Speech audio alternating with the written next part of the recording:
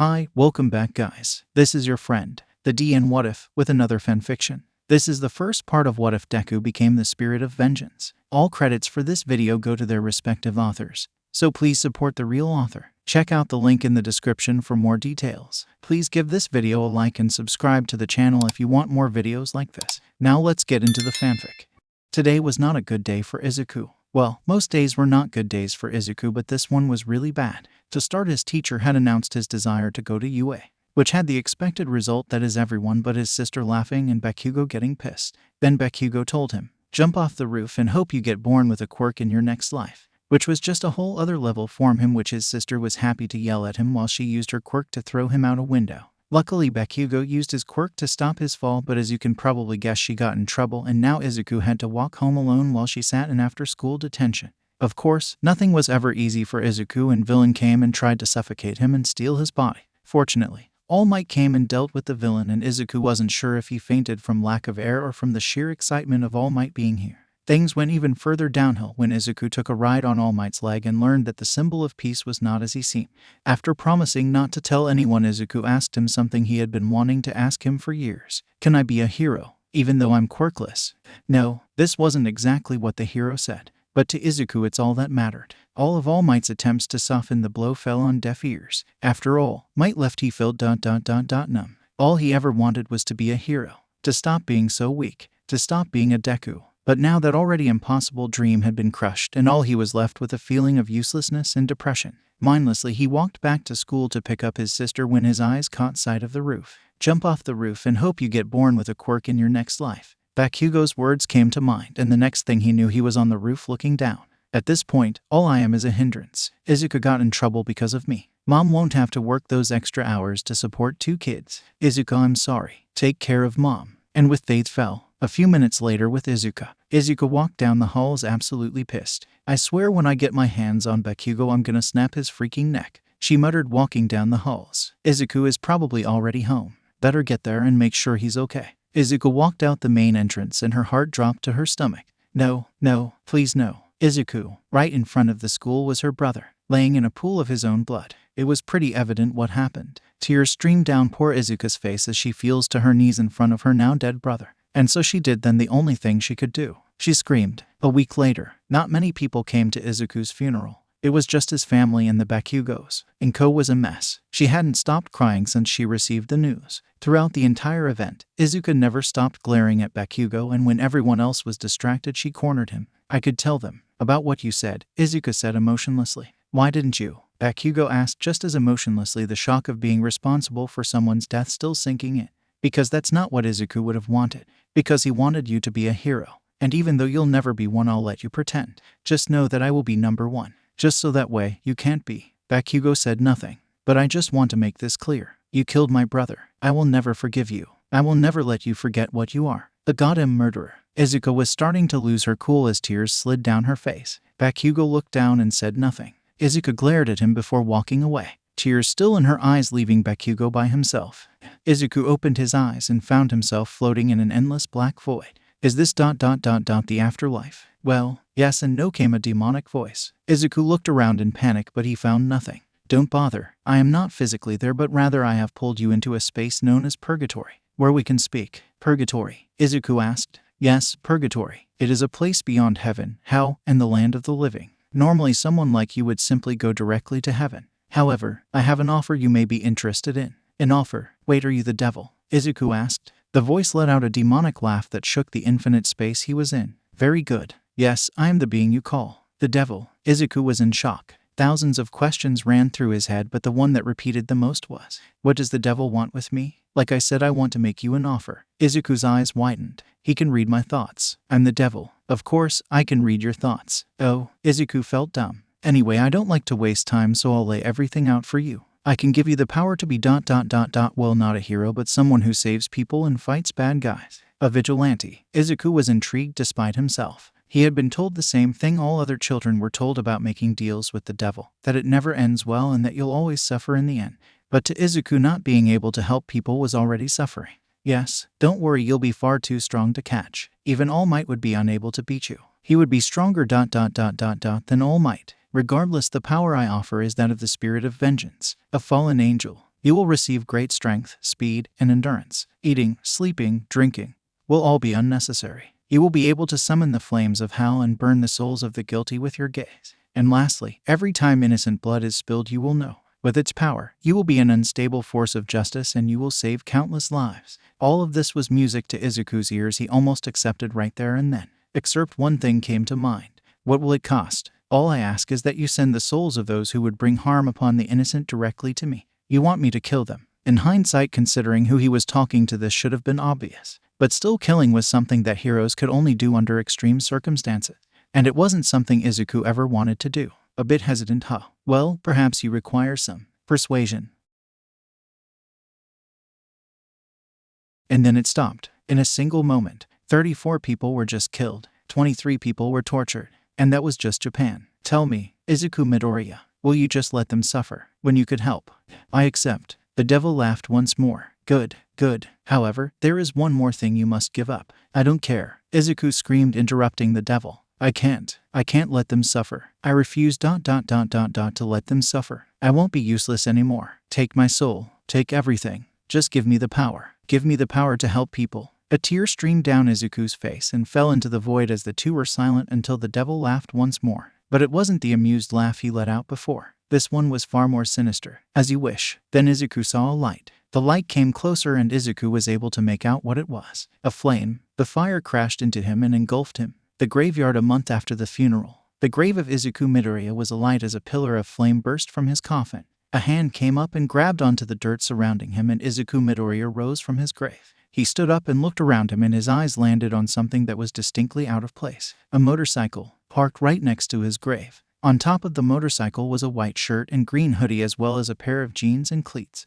Next to the bike was a chain. Izuku walked closer to it and a note appeared. Dear Izuku, the spirit of vengeance requires a mount, so I have given you one. Also, I doubt you wanted to walk around naked, so I provided some clothes. You're welcome. As for the chain, well, it was the weapon of choice for the previous Ghost Rider. I figured you could make use of it. Oh, and about the whole knowing about whenever the blood of the innocent is spilled. That only extends to whatever city you're in and will only be one at a time.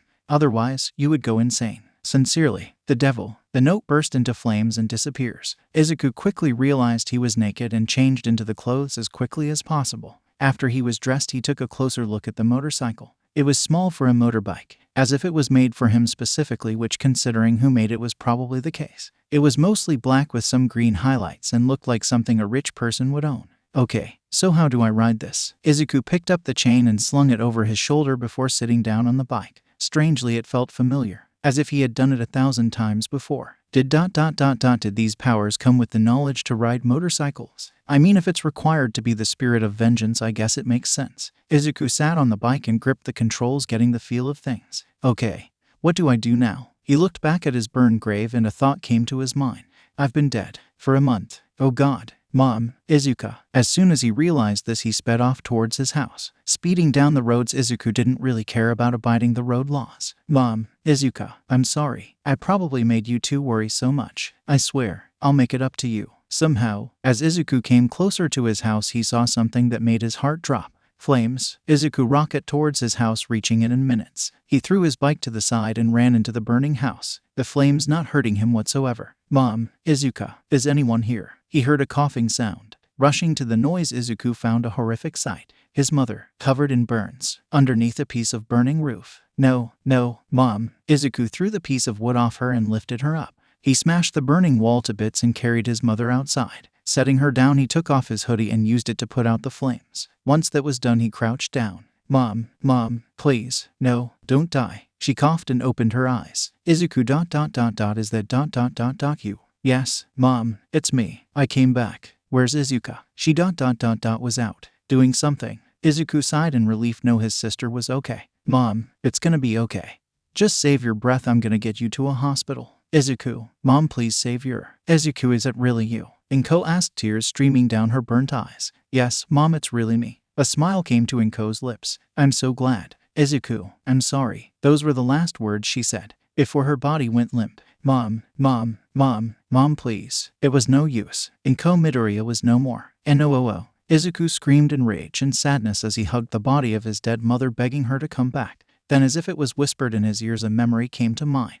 Good, good. However, there is one more thing you must give up. I don't care. Izuku realized now what had just happened. This was all his fault. From all across the city could be heard a wail of pure rage. Meanwhile, in the Yakuza base, it's time, came the voice of Chisaki Kayaka, Overhaul leader of the Yakuza. A little girl with pure white hair and horn dressed in a simple hospital gown looked up in fear but didn't run. Running only made it worse. His hand touched her, and her blood was spilled all across the wall. Back with Izuku, he felt it. Innocent blood had been spilled. All his rage, all his anger, burned inside of him as the flames encircled him, forming a cyclone of fire around him. When he emerged, instead of a green child, there stood a flaming skeleton.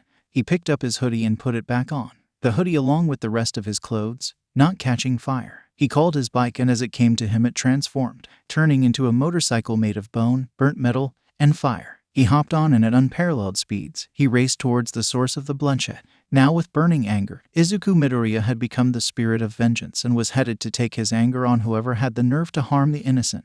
And may God help whoever got in his way. The Yakuza, a group that was driven into becoming a shell of its former self by the rise of heroes, was now attempting to re-establish itself as a powerful force to be reckoned with. Unfortunately for them, there was something even older and even more powerful coming to re-establish itself by sending them all to pits of hell. Izuku crashed through the gates with full force, alarming the Yakuza who were charged with guarding the door. Izuku parked his bike and walked towards the startled Yakuza members. Who are you? What are you? Why are you here? Izuku said nothing as he let out a stream of green fire from his mouth, burning them all to the bone. Walking past their burning corpses, Izuku punched through the front door. The place looked like an ordinary house, and if you didn't know any better, you would think it was. However, Izuku knows that blood was spilled, and he knows where. Punching through the secret entrance, he was met with more Yakuza goons who were burnt to a crisp the second they showed their faces. Meanwhile, deeper in the base, Overhaul, we are under attack, yelled Chronostasis, or just Chrono. Oh, by who? Asked Overhaul, still collecting Yuri's blood. I don't know, but he's burning our men to ashes, Chrono said. Overhaul sighed. Another vigilante then. Fine, send the trio of garbage. Back with Izuku. Izuku walked through the base, burning whoever got in his was, until suddenly he felt his chain disappear. Looking for this, Izuku looked in front of him to see Toya Satsuno holding his chain. Next to him were Yu Hojo and Sorimitsu Tabe. Together with their quirks, larceny, crystallization, and food, they make some formidable foes. Or at least they would be if they were not literally fighting a fallen angel. I don't know where the fuck you came from, but you chose the wrong group to fuck with, Toya yelled. Yu sent out his crystals at Izuku to try and damage him, but they simply smashed into him and broke off without leaving a scratch. Impossible, Yu yelled. Tabe then took his turn and lunged at Izuku, intent on eating him alive. Izuku stood still as his teeth clenched around his bones, and did absolutely nothing. What? Yelled out the other two in shock. Tabe, still trying to eat Izuku, kept biting down on his arm until suddenly Izuku stuck his hand in his mouth and let out a blast of green flames. Tabe was reduced to ash in a second. The other two were in shock at how easily their friend was killed. Izuku turned to them and walked forward. Back with Overhaul. They're dead, Chrono said, looking disbelievingly at the cameras. What? Asked Overhaul, who up till now hadn't paid this matter any mind. They're dead. He killed them in seconds, Chrono reiterated. That bastard. He thinks he can fuck with us, Mimic yelled, giving Izuku the death stare from the monitor. Overhaul groaned. God damn it. Send the rest of the disposables, except for Shin, and Mimic get the trigger just in case. Back with Izuku. As Izuku walked deep into the base, he had a feeling he was being watched. He looked up to see another Yakuza, Deidoro Sakaki, drinking away. Hey, you're supposed to be Jiding Wazi, slurred the drunk. It appears he is immune or Quirk. How bothersome, said a calm voice on the other side of the wall. Suddenly Izuku was flung through a wall as the Yakuza member Riki Akatsuki tackled him. In response, Izuku breathed fire on the huge man, causing him to throw Izuku off of him and into a wall. He yelled as the flames spread. Izuku got up, still not a scratch on him, and hurled a fireball at the man. However, it was blocked by some kind of invisible force field. Impressive, but not enough, said another Yakuza member, Hekeji Tengari. Standing beside him was another huge man named Kendo Rappa. Well, are you going to do something? Hekeji asked, looking at Rappa. No, ganging up 3-1 ain't right, Rappa said. Hekeji scoffed. Useless. I'll be sure to inform Overhaul when. Smash. The two men looked back at Izuku to see that he had broken through the force field with a single punch. What? Hekeji gasped. Rikia got back up and attempted to punch him, but Izuku caught the punch head-on, stopping it in its tracks. What? Rikia cried. You're literally just a pile of flaming bones. How are you so strong? Izuku didn't bother answering as he lifted the villain up by his fist and threw him around into the wall. Izuku grabbed his chain and ignited it before unfolding it. Then he, in one fell swoop, he slashed it across the villain's body, the hot metal cutting through his body like butter, bisecting him. Hekiji staggered back. Rappa, do something, you oaf. Rappa shrugged. "K." Rappa grabbed Hekiji by the head and threw him at Izuku's feet. "All yours." Rappa cheered. "Why you, traitor?" Hekiji yelled. "You'll get yours, Rappa, you'll." He didn't have the chance to say any more before he was consumed by flames. Finally, Rappa said, "A one-on-one fight to the death." But Goliath cracked his knuckles. "It's just me and you, Skeletor. Why don't you lose the chain so we can fight like men?" Izuku looked at his chain before deciding to drop it. Rappa smiled. "All right, let's get this party started." Rappa charged. Back with Overhaul. Overhaul turned away from the monitor. "All right, Mimic, you have a few seconds at best. Are you ready?" Overhaul asked. "I am ready to crush this ant." Mimic cried, his voice seemingly coming from the walls. Overhaul nodded. "Good. Chrono, go get her. We can't risk her getting out of our hands." Back with Izuku. Rappa lay in a pool of his own blood, burns lining his body. "You ... strong light." Rappa painted. Izuku said nothing as he opened his jaw. Rappa laughed. "If this ... is how I go." "Good." Without another word, Izuku set his body alight. Izuku went to pick up his chain, and as he bent down, a bottle was smashed against his head. He looked up to see that Sakaki was hanging from the ceiling. "Come on, fight me, you ahhh." A fireball cut off his sentence as he fell to the ground, his body turning into a flaming pile of crumpled flesh. Izuku walked away, leaving one body and 3 piles of ash. On any other day, Izuku would have been horrified at such gruesome sights, but whether it be the natural apathy that comes from being the spirit of vengeance or the burning rage he still felt from seeing his mother die, he no longer cared. All that mattered was making them pay. Izuku walked down the empty halls of Yakuza base. All the Yakuza who had been here went up to try and stop him and had been incinerated.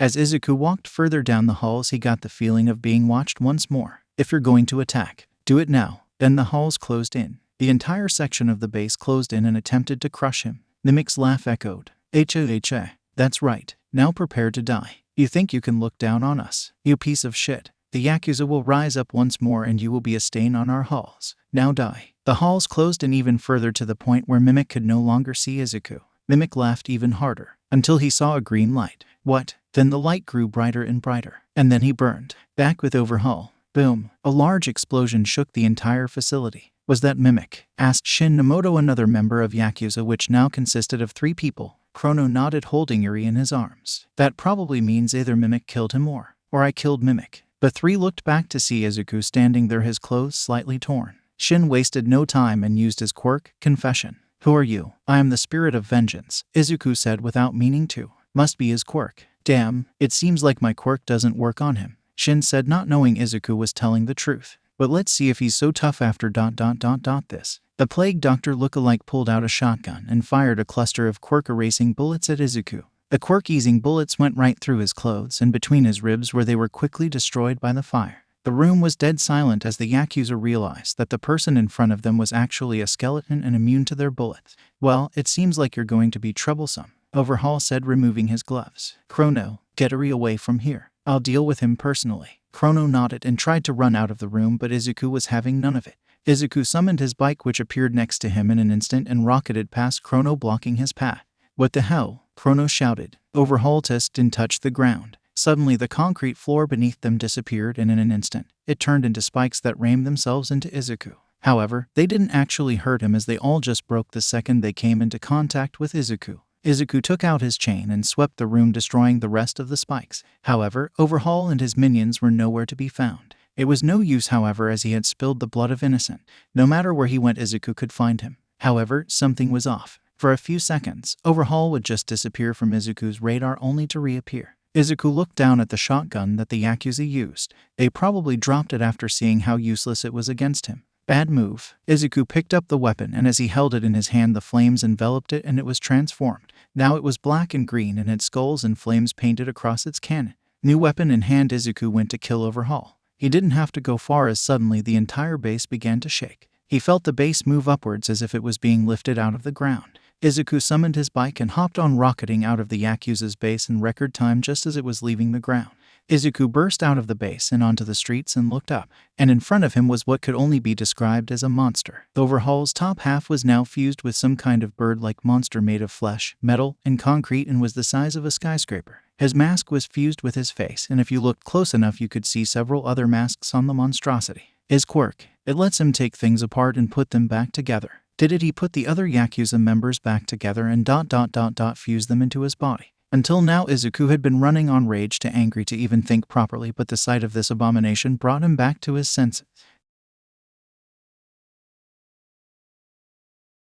RAHHH. The monster shot a tendril the size of a building out from his body right at Izuku in an attempt to kill him right there and then.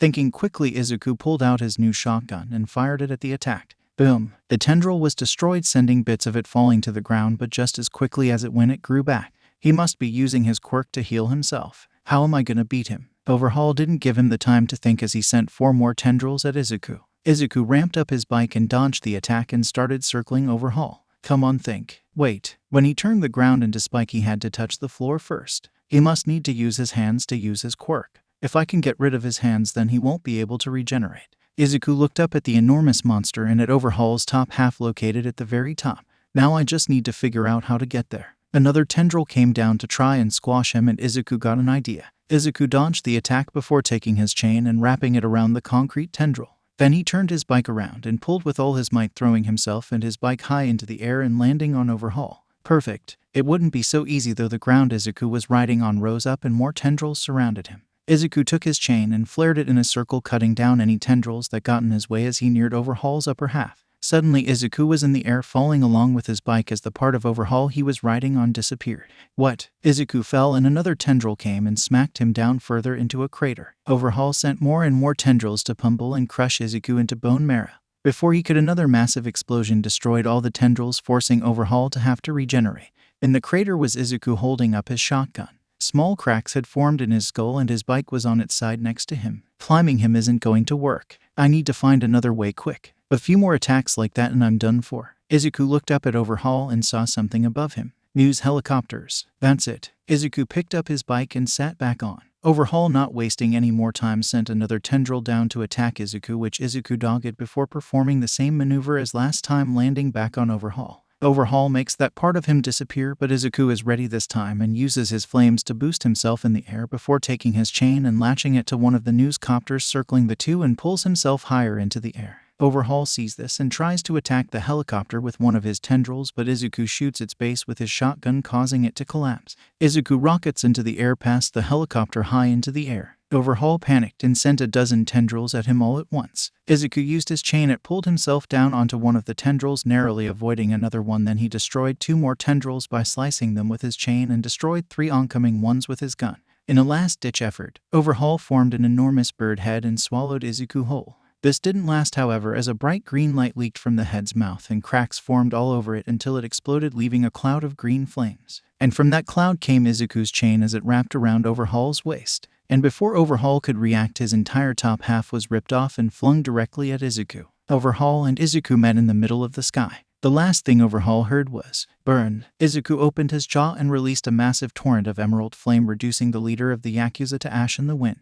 As the flames died down, Izuku let himself fall. He hit the ground with a thud, creating a smaller crater in the massive hole where the Yakuza base once was, and he looked up as Overhaul's monster body fell apart and came crashing down. Izuku's entire body hurt. This was so much worse than anything Bakugo had done to him. He wasn't sure if it was emotional exhaustion or physical exhaustion, but he really wanted to shut his eyes. Wait, what happened to the little girl? With Chrono and Eri, Kai had lost. He had lost and was dead, as was all of Yakuza now. All except him. He was here alone with Eri in a secret lab a few miles away from the base. It was just him. And it was all that that thing's fault. Kai, I swear I will avenge you. He looked at Eri, walked up to the scared girl. First things first, I will need to create a new formula for taking quirks. One that will work on that thing, he said, taking off his hood, revealing his clock hand hair. Eri backed away slowly and closed her eyes as his hair extended and cut her arm, spilling her blood on his hair. Perfect. Now to get to work. Oh, and don't think of running away, you'll be slowed down for quite some time, so.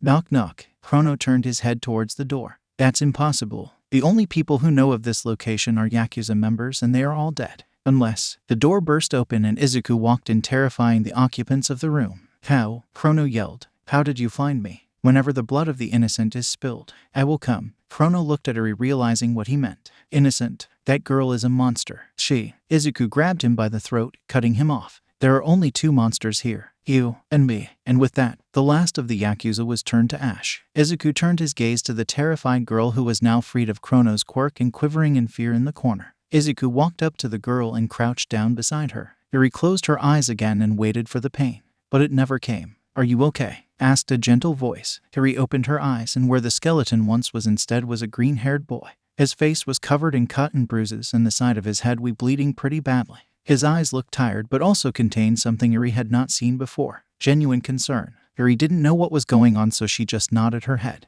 Good. And with that, Izuku fell over and passed out. Izuku was back at his house sitting on his sofa. What? Izuku looked around and got up. He walked into the kitchen, and there he saw his mother, working away inside the kitchen like she never died. "Mom." Izuku started running towards her, but before he could even make it 2 steps before he heard something. Fire. Izuku looked behind him and saw that his footsteps left a trail of green flames. No.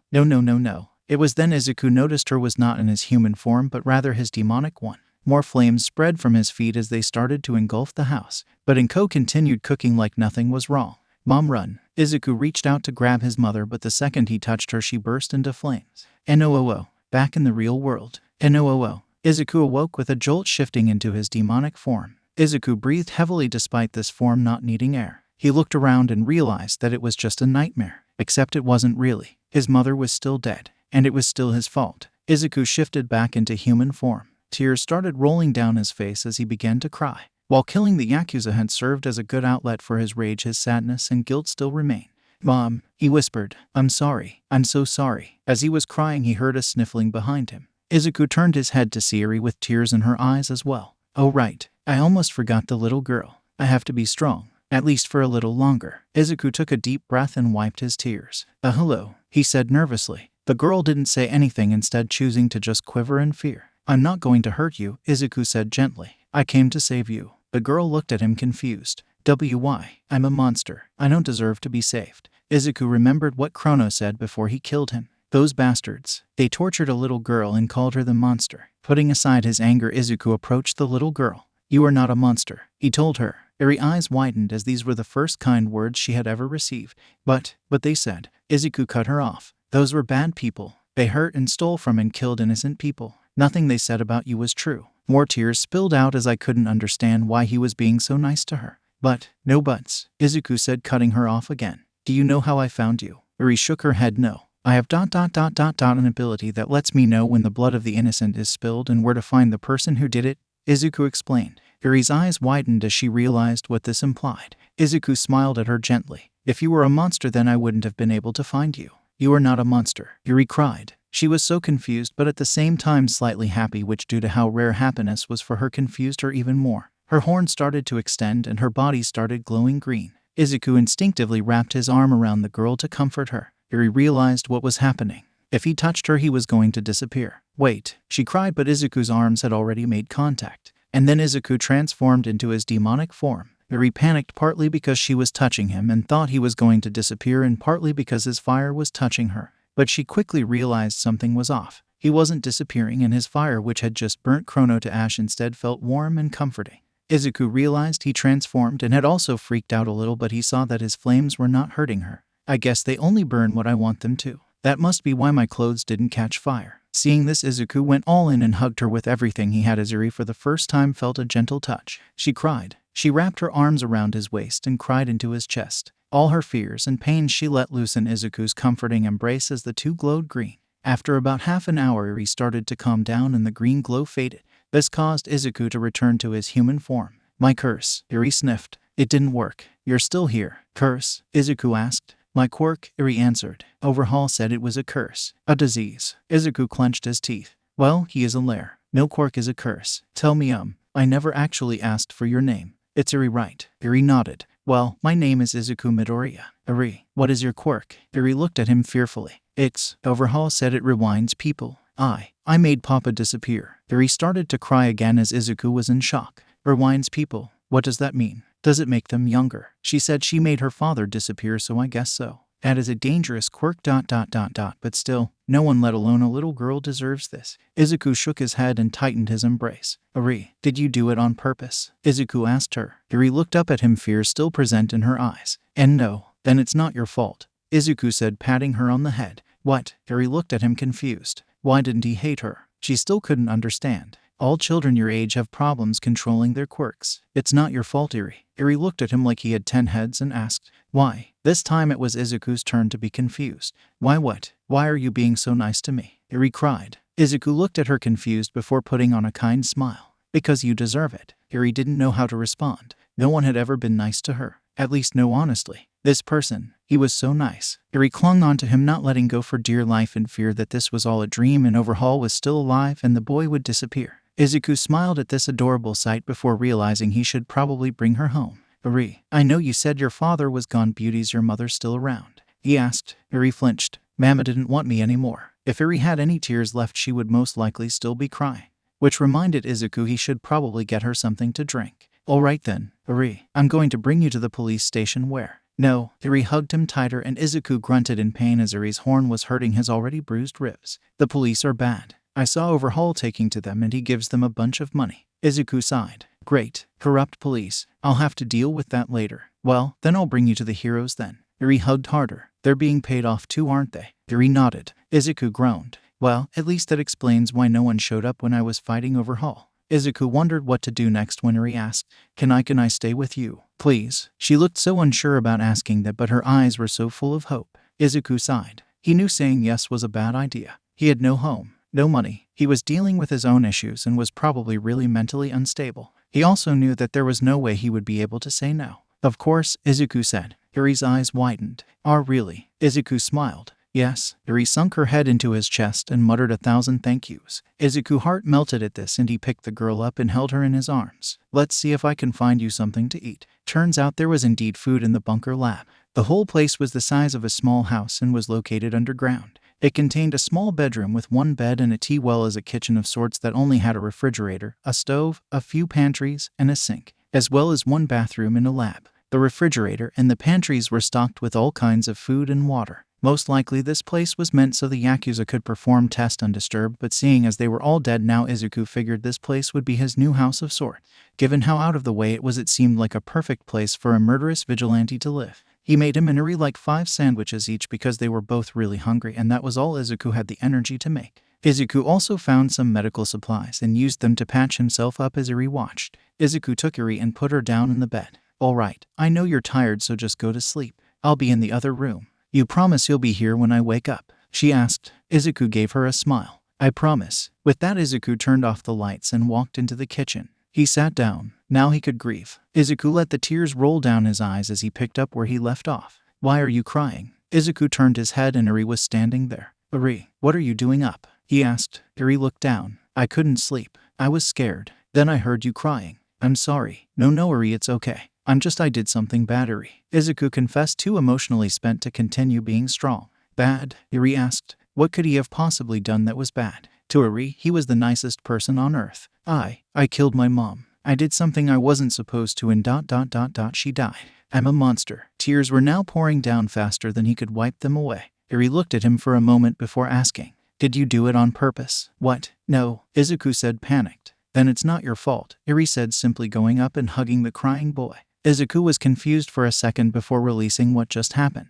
You're like me, Iri said, looking up at him. So if you're a monster, then I'm a monster. Am I a monster? Iri looked at him, fearfully worried he would say yes. No, of course not, Izuku said instantly. Then you're not a monster, Iri said. Checkmate. Izuku couldn't believe he had just been out logic-ed by a girl who couldn't be any older than 7. Izuku did truly believe that Iri wasn't at fault for her father's death. But at the same time, he did believe he was responsible for his mother's death. Sure, there were differences in what happened and how, but in the end the result was that neither of them wanted to kill their parent but did by accident.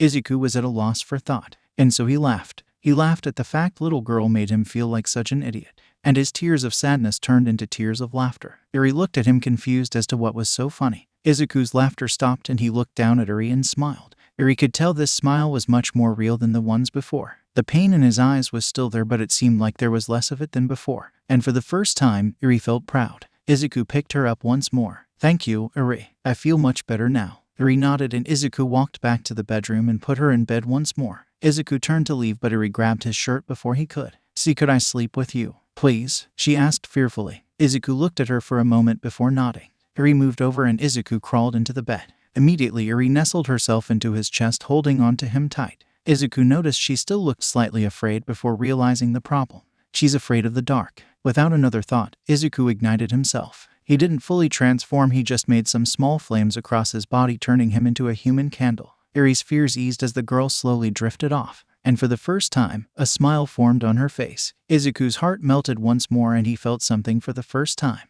Pride. He saved this girl. He is the reason she's smiling. A single tear went down his face as he pulled her close. Thank you, Eri. And so he drifted off to sleep. Izuka and All Might in his skinny form were walking to Izuka's house. All Might was carrying the exhausted girl on his back. Good thing she was light. All Might, Izuka said tiredly. You didn't have to carry me. You're right. I didn't have to carry you ... is what I would say if you didn't overexert yourself and collapse again. All Might replied annoyed. Sorry, Izuka groaned. All Might sighed. I can't be too hard on her. After all, I acted the same way when I was her age. All Might, I really am sorry, but I have to be better. Izuka said, looked away from the number one hero. Young Midoriya, you are already strong. All Might reassured. With your telekinesis alone, you are a force to be reckoned with. And when you receive one for all, I have no doubt you'll be the top of your class. But I need to be more than that, Izuku said without missing a beat. I need to be the best. For Izuku, guilt. It was an emotion that All Might was familiar with, but never more so than now. You need to tell her what you said. All Might thought fearfully. His train of thought was derailed as a certain smell came to his nose. Smoke. All Might looked up and with his surprisingly good eyesight saw in the distance a fire coming from Izuka's house. All Might, Izuka said, wondering what was going on. Without another word, Almighty buffed up and rocketed away, stopping just in front of the girl home. Izuka saw her house covered in flames and looked on in horror. Mom, Izuka cried. All Might set Izuka down away from the fire and ran into the burning residence. Izuka tried to get up, but her limbs refused to listen, and instead all she could do was watch and cry. All Might searched through the house looking for the girl's mother when he saw a large hole in the wall. Walking through it, he found the unmoving body of Inko Midoriya. No, please, she's been through enough. All Might crouched down and looked for any sign that the woman was still alive. He found none. He held his head down and mourned the women he never met. Izuka, I have failed you again. All Might picked up the woman's body and carried her away. Izuka, who could barely see through her tears, saw All Might's figure coming towards her. It was blurry, but it looked like he was holding someone. Mom, Izuka smiled as relief filled her. But as All Might came closer, she saw something that destroyed that relief. She wasn't moving. Out of desperation, Izuka used her quirk to force herself to her feet and ran towards the hero, ignoring the pain throughout her entire body. All Might, Izuka yelled, facing him. I says she. All Might looked at her, tears dropping from his eyes. I'm sorry. Izuka dropped to her knees, immeasurable sadness and rage running through her. Once again, all she could do in the face of loss was scream. RAHHH. Hours later, the police had arrived on the scene and the firemen showed up to put out the flames. Izuka was brought to the Bakugo's house as they were her godparents. All Might went to the police station where he asked his friend, Detective Naomasa Tsukachi, what had happened. Well, from what we can tell, the fire was started during a cooking incident. Something went wrong with her stove, the detective explained. It seemed like someone tried to save her by taking her outside and putting out the flames, but unfortunately they were too late. How do you know that? All Might asked. The burns on her body would have been far more severe unless someone put them out. Not to mention Mrs. Midoriya had no means of breaking down a wall. Naomasa said. Do you know where her father is? All Might asked, wanting to know where the man was. Dead. He died when his children were 6. Naomasa said with a heavy sigh. That poor girl. It's like the universe has it out for her. All Might nodded, guilt eating away at him. I can't imagine things will get much better though. Naomasa elaborated. Her godparents are the Bakugos and form the file. I read it seemed like her and the boy have a bad history. A really bad history. Bakugo. All Might remembered that name. Izuka talked about him a few times, and from what he heard, he sounded like someone he did not want Izuka to be around right now. She's suffered enough. What if I took her in? All Might asked. Naomasa's eyes widened. Wait, are you serious? Tosh, if the media ever found out about this, there would be a connection between you and the girl, and one for all could be. Please, All Might said, cutting him off. I can't fail her again. Tears poured out of his sunken eyes. Naomasa sighed. He had known Toshinori for a while and knows that once he starts blaming himself for something, he won't feel better until he's done something to balance it out. He would have to get permission from the Bakugos as they are her current legal guardians, Naomasa explained. All Might wiped the tears out of his eyes. How do I do that? I can set up a meeting between you two if you would like, Naomasa said. All Might smiled at his friend. Thank you. Sitting in the living room of the Bakugo household were All Might in civilian form and Naomasa. Across from them was a very stern-looking Mitsuki Bakugo. Izuka was up in the guest room. She had barely left it since she got here. Katsuki was in his room doing his best to avoid Izuka as well as people in general. And Masaru was buying food. leaving Mitsuki alone with the hero and detective. "So, you wanna explain to me why I should let some random asshole I've never met take care of my best friend's kid?" she said. Both men were off-put by the bluntness and profanity. Naomasa was first to give a response. "Well, Mr. Yagi is." All Might cut him off by standing up and revealing his buff form. Naomasa was blown back. "Tosh, what are you doing?" "Whatever it takes," was his response. Mitsuki was unimpressed. "So you have a shape-shifting quirk. So what?" Naomasa was ready to try and save face by saying yes, but before he could, All Might ran behind Mitsuki at speed so fast neither could see him. "Mrs. I assure you I am the real All Might," he said from behind her. Mitsuki freaked out. "What? Then what the fuck was with that skinny thing?" All Might reverted back into his smaller form. "This is my true form, you could say. I keep it secret from the public for self-explanatory reasons." Mitsuki raised an eyebrow. "Then why the fuck are you showing me?" "Because I can't fail her anymore," All Might confessed. Mitsuki looked confused by this. "What the hell does that mean?" All Might looked at the floor between his knees as he sat back down. "I couldn't save Mrs. Midoriya from the fire." Mitsuki's confused look stayed on her face. "Yeah, and Inko's death was horrible. But in no fucking way was it your fault. Even you can't save everyone." Naomasa flinched. He knew what was going to happen next. Mitsuki's confused face turned into a suspicious scowl. "There's something else. I can see it on your faces." "Well, come on, spit it out." All Might took a deep breath and swallowed his guilt. "When I met Izuka, I found her crying on a park bench." All Might explained. "I went up to her in my hero form and asked her what was wrong. She started freaking out and fangirling, and I got a sense of deja vu. She looked very similar to a boy I had met only a couple of weeks ago." Mitsuki's eyes widened at what All Might just implied. "She told me that her brother had committed suicide a couple of weeks ago." All Might continued. "Her brother was indeed the one I had met on the day of his death." "Wait," Mitsuki butted in. "So you feel bad cause you couldn't stop him from killing himself?" "Don't. No one knew he was gonna do something like that. And you just met him that same day." All Might gulped. "That's not all. When I met Izuku he asked me something. Can I be a hero without a quirk?" Suddenly everything made more sense. "And you told him no," Mitsuki said, already knowing where this was going. All Might nodded. The room was silent for a moment. Then Mitsuki got up and slapped All Might across the face. "Gah." All Might spit out some blood. Mitsuki then sat back down and said, "All right, you can take her." To say the two men were shocked would be an understatement. "I am sorry, what?" Naomasa said, his mouth hanging open. "You can take Izuka," Mitsuki reiterated. Mitsuki looked at the two's dumbfounded faces and explained. "You weren't the first to tell Izuku that his dreams were just that. Dreams, basically. Everyone but his sister told him that, and even she cringed whenever he brought it up. You were just the straw that broke the camel's back. He looked up to you." Hearing his hero tell him that was probably too much for the poor kid. But All Might tried to get a word in, but Mitsuki wasn't having it. "That's why I slapped you, dumbass. You should know that as a hero your words have weight." Mitsuki continued. All Might looked down, ashamed. "But," Mitsuki went on, "you only knew the kid for probably 5 minutes. You had no way of knowing what Izuku's life was like. You probably said that to keep him from doing something dumb and getting hurt." "Right. Well, yes, but..." "Well, there you go," Mitsuki said, cutting All Might off again. "You're no more responsible for Izuku's death than my brat." All Might was so confused. Naomasa coughed to remind the two that he was indeed still there. "Well, that's all well and good, Mrs. Bakugo, but can you explain why you're choosing to give Izuka up so quickly?" Mitsuki groaned. "If I had to guess, it's the same reason you wanted to take her. My brat son." The room went quiet again until Mitsuki elaborated. "Look, I know my son has been an ass, and because of that he and Izuka never got along, and the last thing that girl needs right now is stress. Look, I may not 100% trust you with kids after what you said to Izuku, but you're still All Might. I know you care about her, otherwise you wouldn't have revealed your secret. Plus you're my only other option anyway." The two men didn't know what to say. Everything she said was correct, but the way she said it was sublime.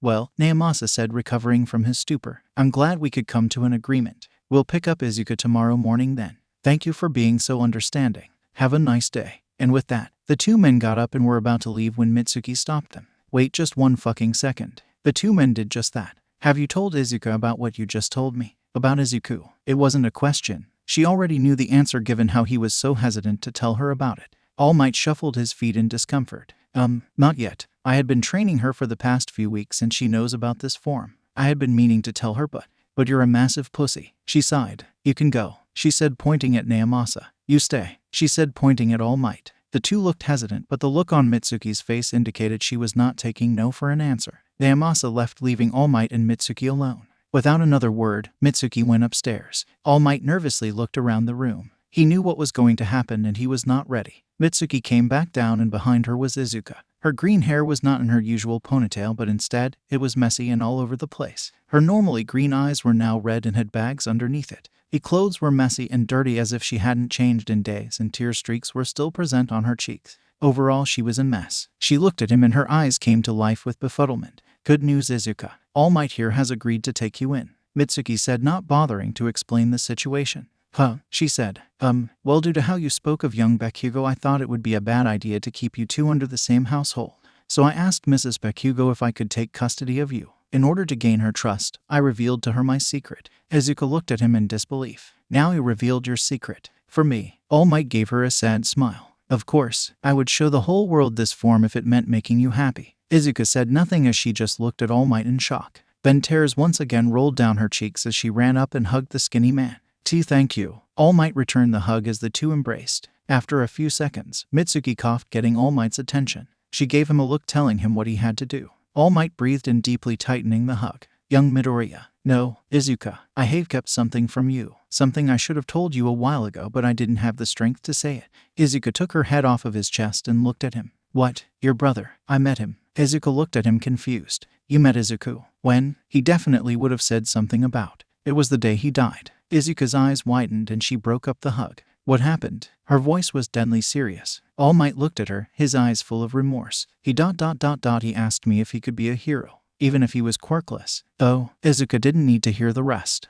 The room was quiet as Izuka digested this information. To understand, if you don't want to come with me, I just want you to know. All Might's tears returned as he faced the last living family member of a boy, who in his mind, he had killed. I am so sorry. Izuka didn't say anything for a moment before she turned to Mitsuki. Aunt Mitsuki, could we have some privacy? The girl asked. Mitsuki nodded and went upstairs. After that came another few minutes of silence. Did you mean to? Izuka said suddenly. What? All Might asked. Did you mean to kill him? Izuka reiterated. What? No, of course not. I had meant to discourage him from putting himself in danger. Came All Might's panicked response. Then it's not your fault, she said without hesitation. All Might stared at her with silent shock. She should hate me. Why? How can she be so forgiving? Izuka sat down on the sofa and glared at the ceiling where, unknown to All Might, Katsuki's room was located.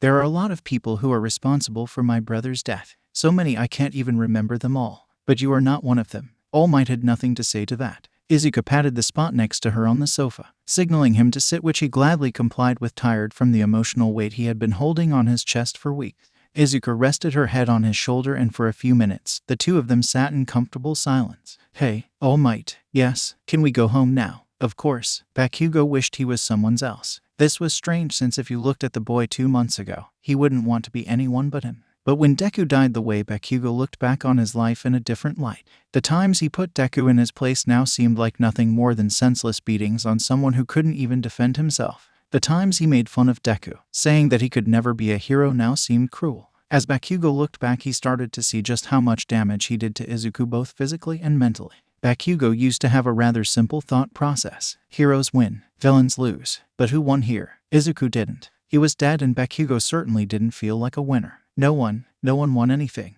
This was all pointless. And the worst part was Deku. No, Izuku didn't even do anything wrong. For so long he had thought that Deku was looking down on him, thinking that a quirkless loser could compete with him. He thought that all the praises, all the looks of admiration were all fake, that Deku was making fun of him. But if that was the case, why would he kill himself? Bakugo was forced to face the reality that everything he knew was wrong. And now all those compliments sank into him like hot knives, as he now knew they were all genuine, and that he beat the shit out of someone who was once his friend for literally no fucking reason.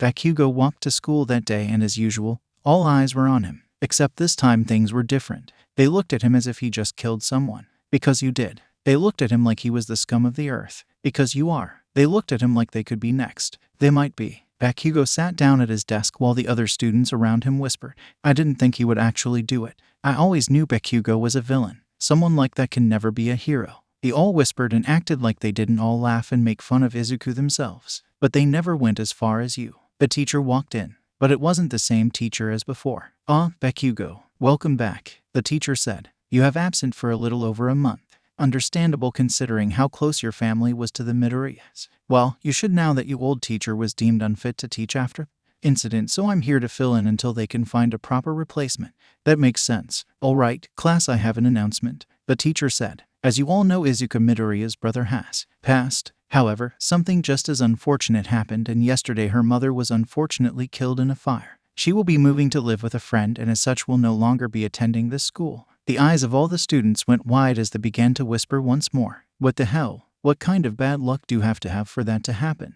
Luck my ass, Bakugo probably did it. Yeah, that asshole has always had it out for the Midoriyas. She died in a fire. His Quirk can start fires. Coincidence. They think I killed Auntie. I wouldn't. You didn't think you would kill Izuku either, but look what happened. After lunch, there was an anti-bullying seminar. Apparently, there had been a lot of these after Izuku died. The school must be trying to save face, and they had one just on the day you came back. How subtle. After school, Bakugo walked home. He walked slowly into his room and crawled into his bed. He stayed there for hours, reflecting on his deed, on his life, until his mother walked in. She looked at him and sighed. It had been getting worse. At first, he was just shocked. He still went about his day as normal, but everything he did was half-hearted. Then he started zoning out, staring at nothing while lost in thought. He started calling her mom instead of old hag.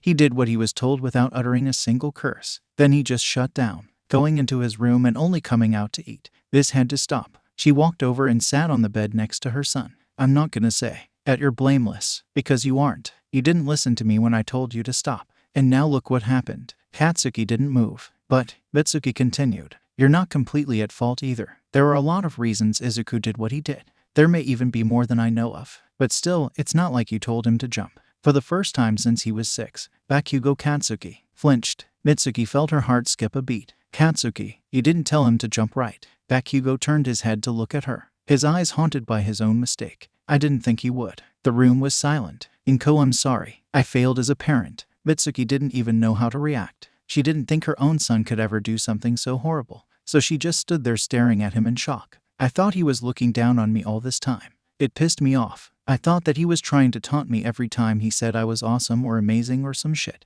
But if that's true, why the fuck would he kill himself? Tears started making their way down Katsuki's cheeks. Mitsuki had not seen her son cry since he was 5. Why did he let me do that to him? Why did he keep following me? Why did he keep saying how great of hero I was gonna be even after I kicked his ass into the dirt? Bakugo was screaming now, but he didn't care. He was letting out all the rage, sadness, confusion, and regret he had felt since Izuku died. Why was I such an idiot? Why did I say that? I didn't want him to fucking jump. So why the fuck did I say that? Why didn't I fucking listen when you told me to stop? Why didn't I stop when I saw the look on Auntie Inko's face whenever he came home hurt? Why didn't I get the hint when Izuka started calling me a monster? Why? He couldn't continue. He just cried. It was then Mitsuki knew what she had to do. She would ground him. She would yell his ear off. She would beat his ass till it turned crimson. But she would do all that later, because right now her son was hurt, and there was no fucking way she was going to leave him like that. So that night Mitsuki Bakugo held her son in her arms, and for the first time since he was 5, he let her. Later, after Bakugo had gone to sleep, Mitsuki went to her bedroom and grabbed her phone. She dialed a number and hoped the person she was calling was still awake. Auntie, what happened? Why are you calling so late? The voice was none other than Izuka, who had been staying up late training.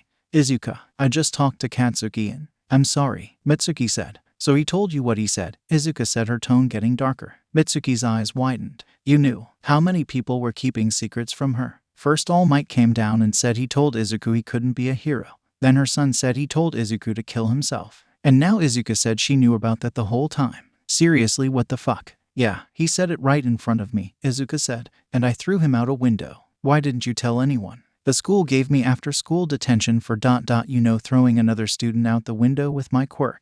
By the time I got out, Izuku was. Telling someone wouldn't have done any good at that point. Still, you should have said something. I was worried you wouldn't let him go to UA. What? Mitsuki was confused now. Why would she want Katsuki to get what he wants after what he did? Izuku always thought he would make a great hero. Almost every time we talked about heroes, Izuku fantasized about him and Katsuki being friends again while they took down villains.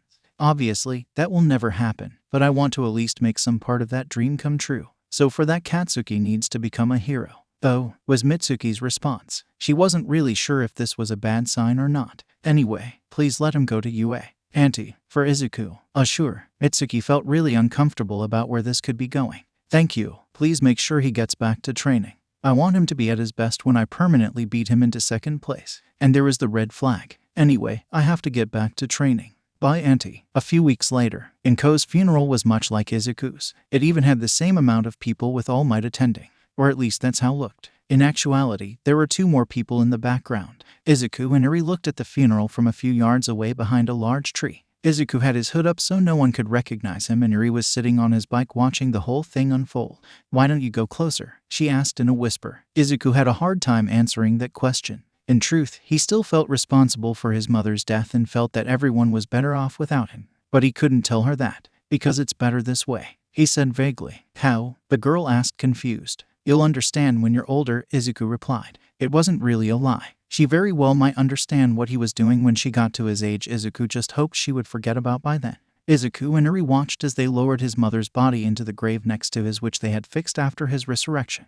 Izuku was extremely confused as to what All Might was doing here and why he seemed so close to Izuka. He watched as everyone said their goodbyes and the Bakugos left. Afterward, it was just Izuka and All Might. "I'm sorry I wasn't there," Izuka said, looking at the grave remorsefully. "If I had, I could have saved you." All Might put his hand on her shoulder. "Don't start blaming yourself, Izuka. There was nothing that could have been done." Guilt stabbed Izuku in the heart as he had to try hard to keep himself from crying. Eri saw this and went up and hugged his leg. Izuku smiled at this and looked back at the 2 with renewed strength. "You're right," Izuka said before turning back to the graves. "Don't worry, Mom. Izuku, I'll be the best #1 hero the world has ever seen. I swear, I'll make you both proud." "Nope." Any emotional defense Izuku had broken apart and tears spilled from his eyes. "Izuka, I'm sorry. You'll be better off without me." "Hey, Izuku," Eri said. "Yeah, Harry," Izuku responded, trying to wipe the tears from his eyes. "Why does that lady look like you?" she asked. "Oh, she is my sister," Izuku answered. Eri looked at him puzzled. "What is a sister?" "Damn you, Overhaul. A sister is, well, a sister is someone you are very close to. Most of the time they have the same parents, but not all the time. When you do have the same parents, you'll probably look similar," Izuku explained, trying to encompass every possible definition. Eri's eyes lit up. "Does that mean you're my sister?" For how excited she was, Izuku was tempted to say yes. "Boys can't be sisters. The boy version of a sister is called a brother," Izuku said. "Oh, then you're my brother?" Eri asked. Izuku smiled. "Do you want me to be?" Eri nodded. Izuku gave her a pat on the head. "Then yes, since I'm older, that makes me your big brother and you're my little sister." Eri smiled, a rare sight that always warmed his technically dead heart. Eri felt a warmth inside her chest. Having a big brother made her really happy for some reason. But then a thought popped into her head and she frowned again. "But, you already have a sister." Izuku shook his head at this. "You can have more than one brother or sister, Eri." "Oh," Eri said understandingly. If he weren't at his mom's funeral, Izuku would have laughed at her naivete. With that explanation done, Izuku turning back to his other sister and All Might. All Might was leaving and Izuku was following him. Izuku was now really confused as to what was going on with those 2, but he trusted All Might. When they left, Izuku came out of hiding and removed his hood. He and Eri walked up to his mother's tombstone. Izuku kneeled down and stared at the writing. "Here lies Inko Midoriya. Friend, Mother, Mom, I'm sorry I can't take back what I did. If I knew the deal would cost you your life, I wouldn't have taken it. But I can't change the past. But I can help the future." Izuku signaled Eri to come and she stood next to him. "Mom, this is Eri. She was in a bad place with bad people. I saved her. I know that doesn't make up for what I did, but I hope that one day, if I save enough people, you'll forgive me." The tears returned with force and poured from Izuku's eyes once more. "And maybe one day, I'll forgive myself." Eri hugged him once more. Izuku smiled, tears still pouring. He picked up Eri and rose back up. "Goodbye, Mom." As Izuku walked away, Eri waved at the grave. "Bye, Izuku's mama." Izuku ruffled her hair. "You are too good for this world, Eri." Eri didn't know what that meant, but she liked it when Izuku did stuff like ruffle her hair or hug her. Whenever one of the Yakuza members touched her, it was forceful and always hurt a little. And whenever Overhaul touched her, it hurt a lot. When Izuku touched her, it was always so gentle and caring, and when he was in his skeleton form, he was always so warm. For the first time, Eri found herself smiling twice in one day. She was so glad Izuku murdered all the Yakuza. They walked back to Izuku's bike, set Eri down on the seat, and then sat down in front of her. Eri wrapped her arms around him, and Izuku picked up the motorcycle helmet on the ground next to them and placed it on Eri's head. The helmet was pink with butterflies on it and was far too big for Eri. Izuku bought it with money he took from some drug dealers he killed. Izuku put his hood back up after making sure Eri wasn't going to fall. The 2 rocketed away back home. The former Yakuza hideout had been transformed into a comfy living space for Izuku and Eri. Eri insisted on sharing the same room and bed, so the bedroom mostly consisted of hero merch that he and Eri liked. The kitchen now had a small table with a basket of apples in the center. When Izuku first gave Eri an apple, she said it was the best thing she had ever tasted. In response, Izuku always made sure there were apples in the basket and apple juice in the fridge, because Izuku was always willing to spoil her and he had killed enough villains to have a large amount of money. Izuku had also got Eri multiple gaming consoles, including a computer to keep her occupied whenever he was out killing villains. After teaching her how to use them, he showed her a bunch of educational games that Eri immediately gravitated towards. Every time Izuku came from a busy day of manslaughter, Eri would always run up to him and tell him all the new things she learned, and Izuku would always listen with a smile on his face as he cleaned the blood off his clothes. Izuku had also bought a new TV and sofa, which was a nightmare to carry on a motorcycle and put into an underground hideout without anyone noticing. But somehow he managed. Before bed, Izuku and Eri sat down and watched hero fights on the news, and Izuku would analyze their quirks, causing him to go into a muttering storm. And Eri would watch and jump in with her own analysis, which, while inaccurate and far-fetched, were always cute. The lab had been turned into Izuku's workroom. Izuku kept his weapons and motorcycle there, as well as all the medical supplies. He destroyed most of the formulas and beakers and burned all the papers after reading them. Izuku was slightly disturbed by how Eri had no problems walking into the room whenever he came in there, considering the room always smells like blood. Eri had become much happier and more energetic since Izuku found her. She still wasn't used to smiling, but she was learning. Izuku made it his goal to make her smile at least once a day, although he had yet to make her laugh. He had gotten her a bunch of new clothes to replace the dirty dress he found her in.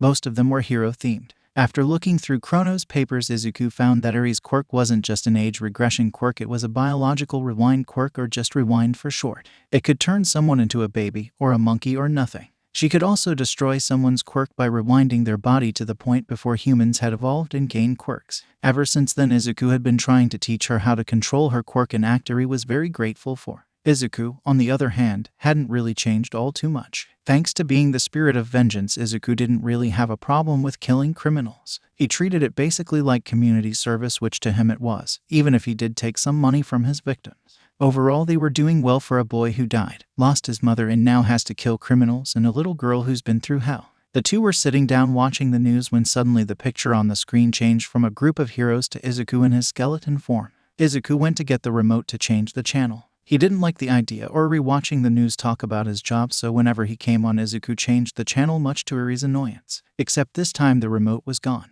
and Eri was smiling. "Eri, where did you put the remote?" Izuku asked. Eri said nothing and kept watching the screen, smiling at finally getting to see her new brother on the news, thinking that people would praise him like they did the heroes. "There are 4 more murders tonight, or at least 4 that we know of," the newswoman said. "All signs point to the villain that had been terrorizing the city." Ayer's simile faded and turned into a confused frown. Terrorizing villain. The skull-headed pyromaniac was been given many names on social media, the most popular one being Hellflame. However, those people were swiftly sued by Endeavor for using the name of his quirk, so the police have decided to call him by his second most popular name, Ghost Rider, said the newsman. Ghost Rider, Izuku thought. That sounded like something from 1972. Ever since his first appearance destroying the Yakuza organization, he has been murdering criminals left and right. Heroes have attempted to stop them, but with his flaming motorcycle he has proved too fast for all who have tried. The newsman continued. Eri was starting to get really confused. Why are people trying to stop him? However, number 3 Hero Hawks released a statement on this matter, a rare occasion which we will show you now. The image changed to show Hawks with a microphone looking as nonchalant as ever. "Oh yeah, Ghost Rider, I'll take care of it." And then he flew away. And the screen changed back to the news people. While the statement was brief, it gives us hope that this maniac will finally be put behind bars, the newswoman said.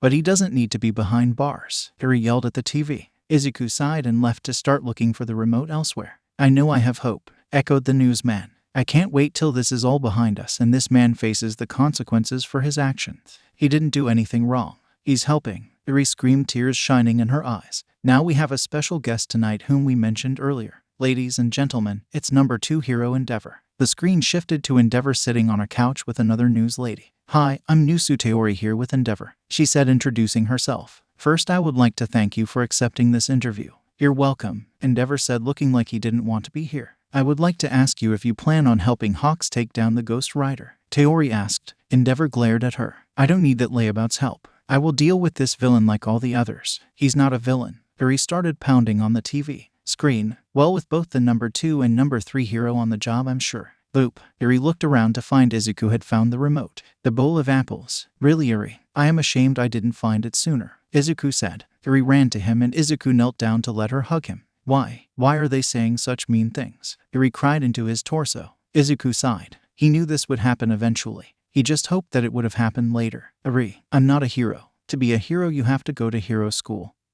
and obtain a hero license. If you try to fight crime without a hero license, then you are considered a vigilante, which is illegal. I would be a vigilante, but because I kill people I am considered a villain, Izuku explained. But you save people, Eri argued. And you only kill bad people. Izuku shook his head. It doesn't matter, Eri. You could save 1,000 people and only kill one person and you would still be a villain. That's how the world works. That's not fair. You're not a villain. Overhaul was a villain and you're not like him. Eri screamed. Eri, regardless of everything else, I kill people. Yes, they do deserve it, but not everyone sees it like that. You're not supposed to kill people. Even heroes are told to avoid killing if they don't have to. Why? If they hurt people, they should die. Why is that a problem? Izuku stared at her speechless. Did she just say that? It was then Izuku realized something. The only people Eri had ever known were killers. And him, the only person to ever be nice to her, was a serial killer. No wonder killing was so normal to her. No wonder she was able to walk into rooms that smelled like blood and not even flinch. She was used to it.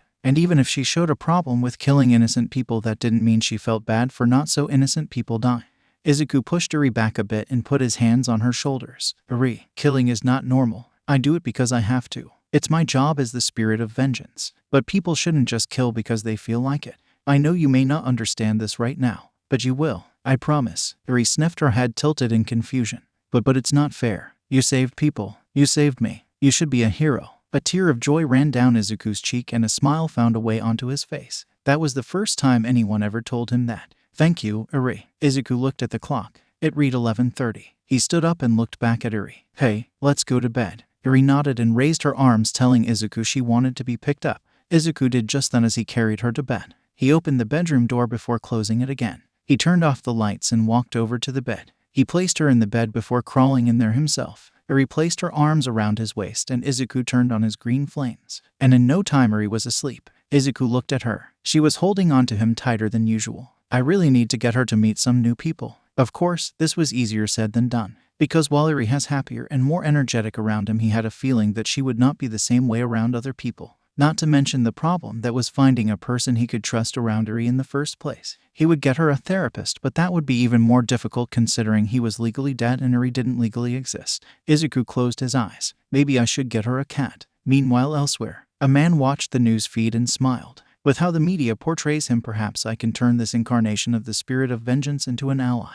After all these years, you still don't know how the spirit of vengeance works. Well, I am only human, Blackheart. A demonic laugh echoed. Oh please, we both know you gave up your humanity long ago. All for one. The two old friends laughed at this before All for One brought up the elephant in the room. So then, how are we gonna kill this one? A mouth before the UA entrance exam. Izuku laid there on Dagobah Beach, utterly exhausted. The last test before she could receive All for One was to clean up Dagobah Beach, that had been covered in trash, without her quirk. All Might didn't really think this through, as Izuku would stay at the beach for as long as she could and would sneak out at night to continue her task. You see, Izuku was almost a perfect student. She didn't complain, she did what she was told, and she was passionately devoted to her training. The only problem was she was a bit too devoted to training. When she wasn't busy studying, she was training, and this caused a few problems. She would often collapse and would have to take a couple of days off to recover. She had started doing this less and less, but it was still an issue. Well, that was quick, All Might said, looking around the now clear beach. Well, the time has come. Izuku quickly pulled herself off the ground and stood at attention. All Might chuckled. He reached for the top of his head and plucked out a hair before holding out to Izuka. Eat this.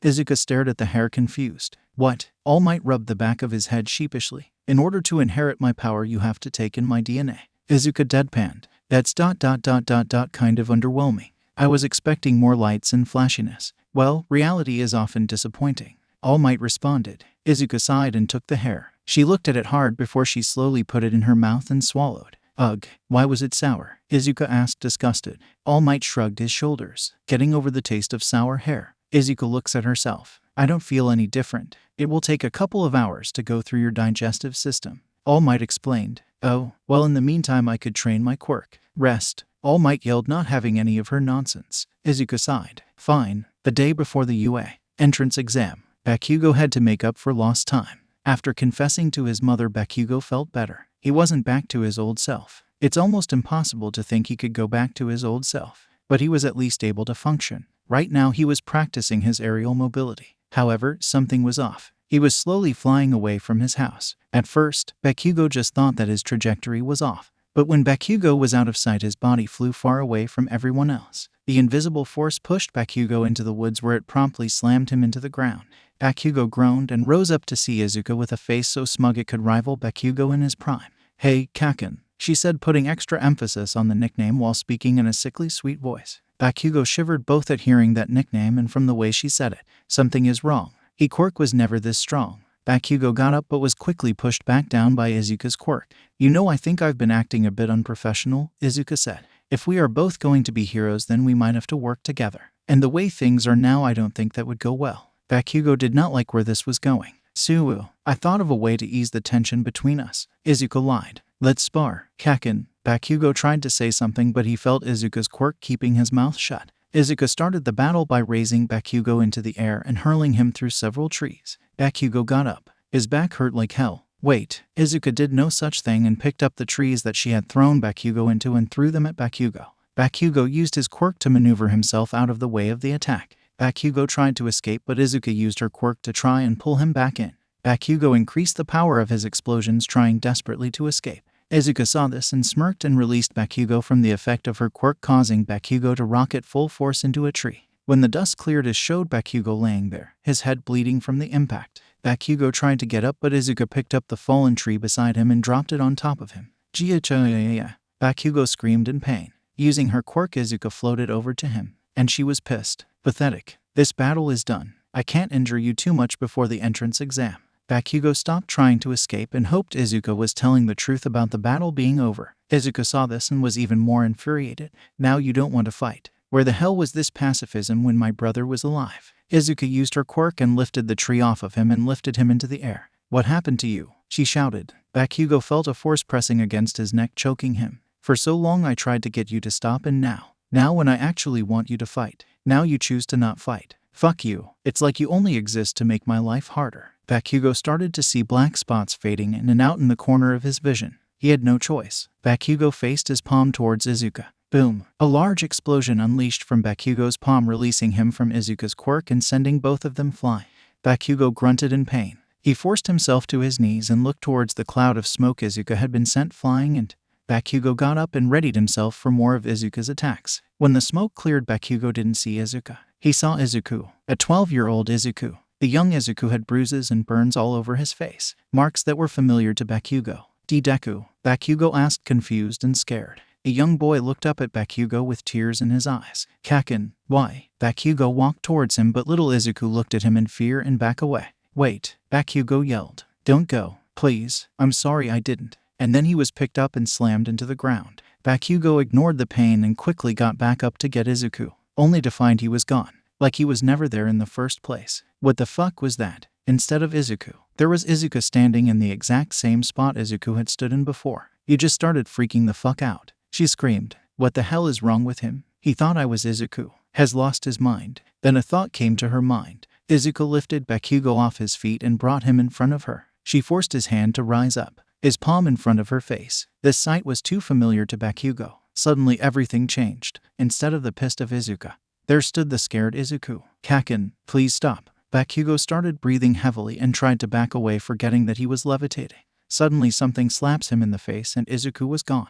"You lost your fucking mind," Izuka said with a look of disbelief on her face. That disbelief turned to rage as threw Bakugo back into the ground. And this time he stayed down. "Useless. You're just an empty husk. A shell of your former self," Izuka raged. "You can't even hit me without going fucking nuts." Izuka stormed away, screaming curses all along the way. Bakugo waited until he could no longer hear her. Then slowly he got up and walked home limping. What the fuck was that? I could use my Quirk just fine. But when Izuka was there, Bakugo reached home and his mother freaked out. "What the fuck happened?" she asked, demand. Bakugo said nothing for a few seconds before responding. "I had a training accident." The next day, Izuka walked up to the gates of UA, absolutely pissed. That goddamn monster. What right does he have to grow a goddamn conscience now? Izuka wasn't blind or stupid. She knew that Bakugo didn't actually want her brother to die despite what he had done and said. She also knew that he had been affected by her brother's death, but she thought he would get over it. She thought that once the shock went away he would go back to being the same heartless monster he always was. But no, apparently, he wasn't going back to normal, which drove Izuka insane, as beating the shit out of him was now nowhere near as satisfying. Izuka was so distracted that she didn't even notice the small rock in her way, causing her to trip. Before she hit the ground, she tried using her quirk to stop her fall and she felt someone touch her. Suddenly, she was rocketed into the sky. AHHH. Izuka flew through the air not knowing what was going on. She deactivated her quirk and suddenly she fell like a rock. As she got closer to the ground, she activated her quirk and she felt someone touch her again and once more she flew. This continued for quite some time until the UA staff managed to stop it and had brought her and a brown-haired girl to speak with the staff. Apparently, the brown-haired girl, Ochako Uraraka, had a zero-gravity quirk and had been attempting to stop her fall at the same time Izuka activated her telekinesis. The sudden loss of weight made it so when Izuka used her quirk, the force that would normally just be enough to hold her weight sent her flying. Seeing as it was all just an accident, the staff sent the two off with a warning. As soon as the staff left, Ochako turned towards Izuka and bowed. "I am so sorry." Izuka shook her head. "No, there's no need to apologize. You were just trying to help. If anything, I should be thanking you. But I didn't actually help," Ochako said sheepishly. "Yeah, but it's the thought that counts," Izuka responded. Ochako smiled. "I guess. Oh, I have to go. Maybe we can hang out later." Izuka was taken aback. She had never really had friends. Most people avoided her due to how many people she sent to the nurse's office because they made fun of her brother. So to have someone ask her if she wanted to hang out was strange. "Sure," Izuka responded. They exchanged phone numbers and went their separate ways. Something about her reminded me of something. Flashback. A 10-year-old Izuku was crying after getting beat up defending someone else. After beating him up, the bullies then proceeded to beat up the other kid until Izuka showed up and kicked their ass. "Izuka, I'm sorry," he cried. Izuka patted her brother on the back. "It's okay. It's not your fault." Izuku shook his head rapidly. But I didn't even help." Izuka gave him a hug. "Yeah, but it's the thought that counts." Izuku sniffed. "Really?" Izuka smiled. "Really? Back to the present." Izuka shed a tear and gave a sad smile of the bittersweet memory. "I really hope me and Ochako can be good friends." Later, Izuka pumped herself up. Now was the time for her to get first place. She looked towards the door when she saw something out of the corner of her eye. "Ochako." Izuka was about to say something to her when suddenly she felt a hand on her shoulder. She turned her head to see a tall boy with blue hair staring at her with disapproval in his eyes. "She is clearly trying to concentrate. Are you trying to distract her? If so, then leave immediately. Yue has no room for such deplorable people," he said. All the other kids in the room looked at her and laughed, writing her off as no competition. And that made her blood boil. She quickly sent a wave of telekinetic force to all the empty spaces in the room, causing those spaces to crack open, and she sent out wave right beneath her, causing the ground to crack. "You assholes have something you want to say to my face," she yelled at the participants. No one said anything due to a combination of shock and fear. Izuka turned to the blue boy and gave him a deadly glare. "And you, what kind of asshole goes around assuming what people are doing and judging them based off that? Get off your high horse fuckface." I was trying to tell her good luck. Before he could respond, the doors opened. "What are you waiting for?" came the voice of Present Mike. "In real life there is no countdown. Get your ass moving." Without another word, Izuka flew off into the fake city to take her anger out on some robots. She found two one-pointers and smashed them together. You see, Izuka's quirk was called telekinesis. She could move things with her mind. The heavier the things she's picking up, the fewer things she can pick up. She can only move things that she can see, and if she overuses her quirk, she will get very painful headaches. If she keeps using it after that, she will pass out. Normally, she could only lift something as heavy as a car. However, after receiving one for all, her quirk became supercharged. However, this has its problems. When Izuka first used her quirk after receiving it, she passed out and didn't wake up for 3 days. However, with some time and training, Izuka learned how to control one for all to some extent. It reminded her of the time she had to learn to control her quirk. Right now, she can only use 5% of her full power. However, 5% was still a massive improvement to her quirk, as she displayed by flying around and easily destroying any robot that came into view, and with her ability to fly, she was able to destroy robots much quicker than anyone else. Eventually, Izuka got so many points that she just stopped counting. She already knew she won, so instead she decided to find Ochako. Ochako saw her and waved before going back, smashing robots. Izuka used her quirk to place as many robots in front of her as possible and kept them immobile but didn't destroy them. Ochako looked at her confused for a second before shrugging and destroying the robots. Meanwhile, back with the teachers. "Oh, is that cheating?" Midnight asked. "Of course not." All Might answered a bit too quickly. She is simply assisting another participant. She already has more than enough points, so the fact that she is helping others is a sign of a true hero. "Yeah, but it's unfair to everyone else," remarked Eraserhead from the back of the room. "The brown-haired girl is currently gaining points she doesn't deserve. This is why we put students from the same schools in different testing grounds." All Might scowled.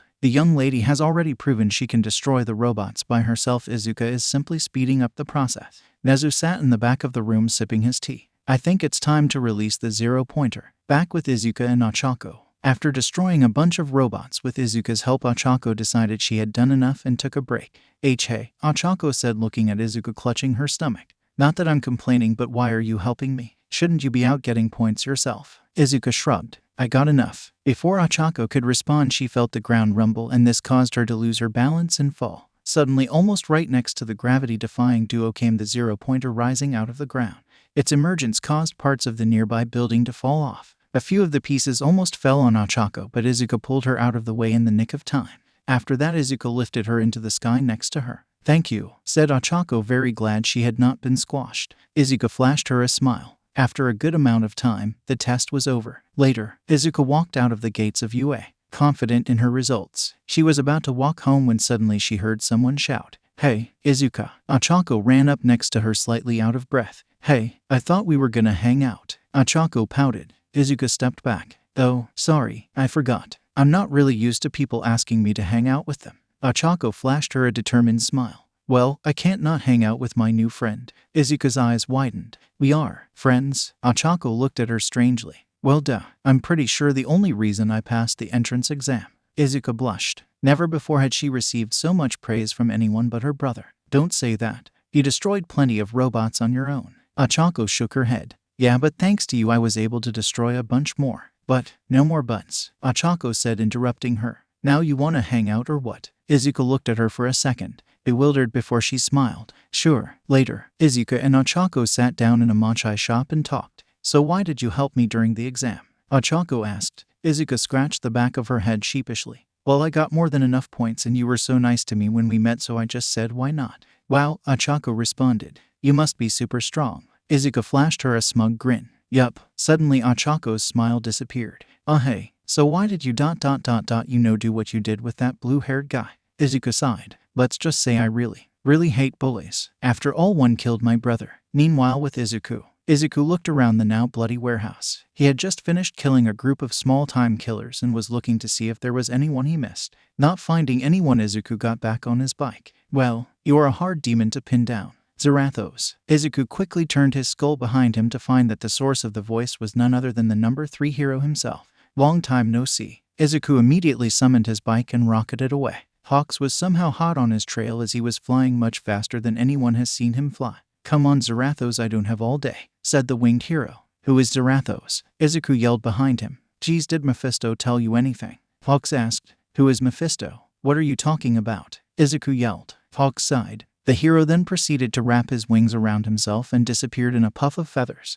Since when could he? Crash. Izuku's bike was stopped as Hawks appeared in front of him and held up his foot to keep the wheel from moving. Chill, Hawks said. I'm not here to fight. Izuku looked at him cautiously and took his foot off the gas or whatever this thing needed to keep moving. Izuku got off his bike. You said to the media you were going to deal with me. Hawks waved his hand in a dismissive manner. Yeah, I just said that make them feel better. It's my job to manage the spirit of vengeance, so I kinda have to keep tabs on you. What? How do you know about that? Izuku asked, surprised. Hawks sighed. Suddenly he started to glow in a burst of light. After the light died, Hawks' clothes were replaced by dark armor. Guess I have to explain some things since Mephisto decided to be even more of an asshole than normal, Hawks said. Hawks looked around and made sure no one was looking. Hey, can we have this talk at your place? I really don't need people seeing me talking to you. No offense. Izuku was hesitant, but he needed answers. Who was Mephisto? Who was Zarathos? What was up with that strange armor? Izuku took out his chain and unfolded it. He then swung it around in a circle until the space within the circle began to distort and change and a ring of fire formed in the air. And then the image inside the circle changed and turned into the inside of his base. So you figured out how to make gates. Nice, Hawks said.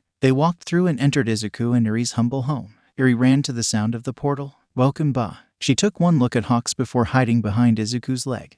Go away, she yelled. Iri, for now, he is our guest. Please go play in the bedroom while we talk, Izuku said. Iri gave him a worried look. Trust me. Begrudgingly, Iri separated from his leg and went away. Cute kid, Hawks said, smiling. Is yours? Izuku shook his head. Saved her from the Yakuza. They were doing unspeakable things to her. Hawks nodded. He looked around and saw that they were in Izuku's workroom. Not really a place kids should be around, Hawks remarked, looking at the blood-covered room. Not like I have much of a choice. Izuku shot back. Now start talking, please. Hawks cleared out his throat. First thing, the person you made a deal with wasn't the devil.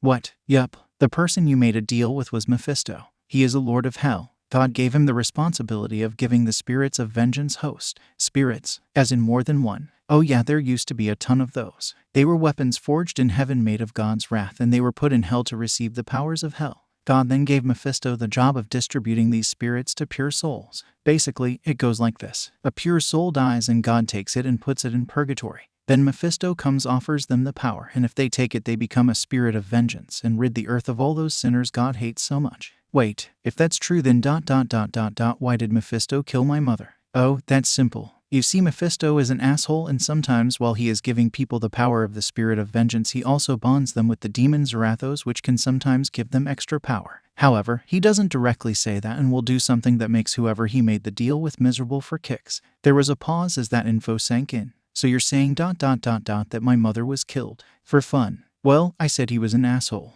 RAGHHH. Eri ran back into the room worried for her brother, only to find him with his skull erupting in flames. Eri quickly hugged his waist in an attempt to get him to calm down. This worked ... sorta.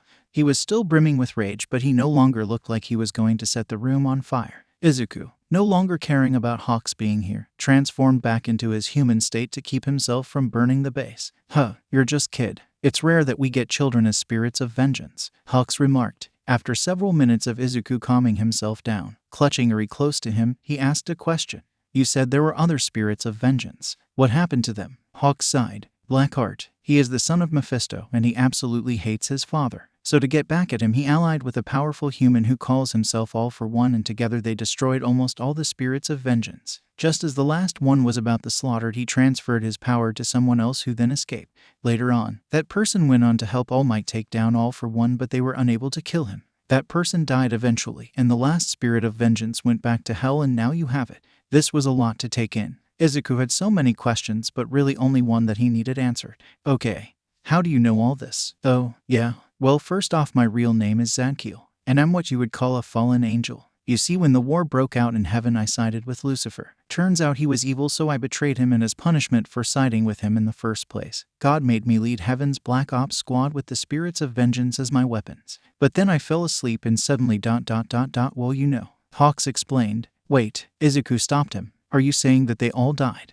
because you fell asleep? Yup. Whoops. Hawks shrugged. Izuku didn't really know what to say to that. This was starting to be too much for Izuku to understand.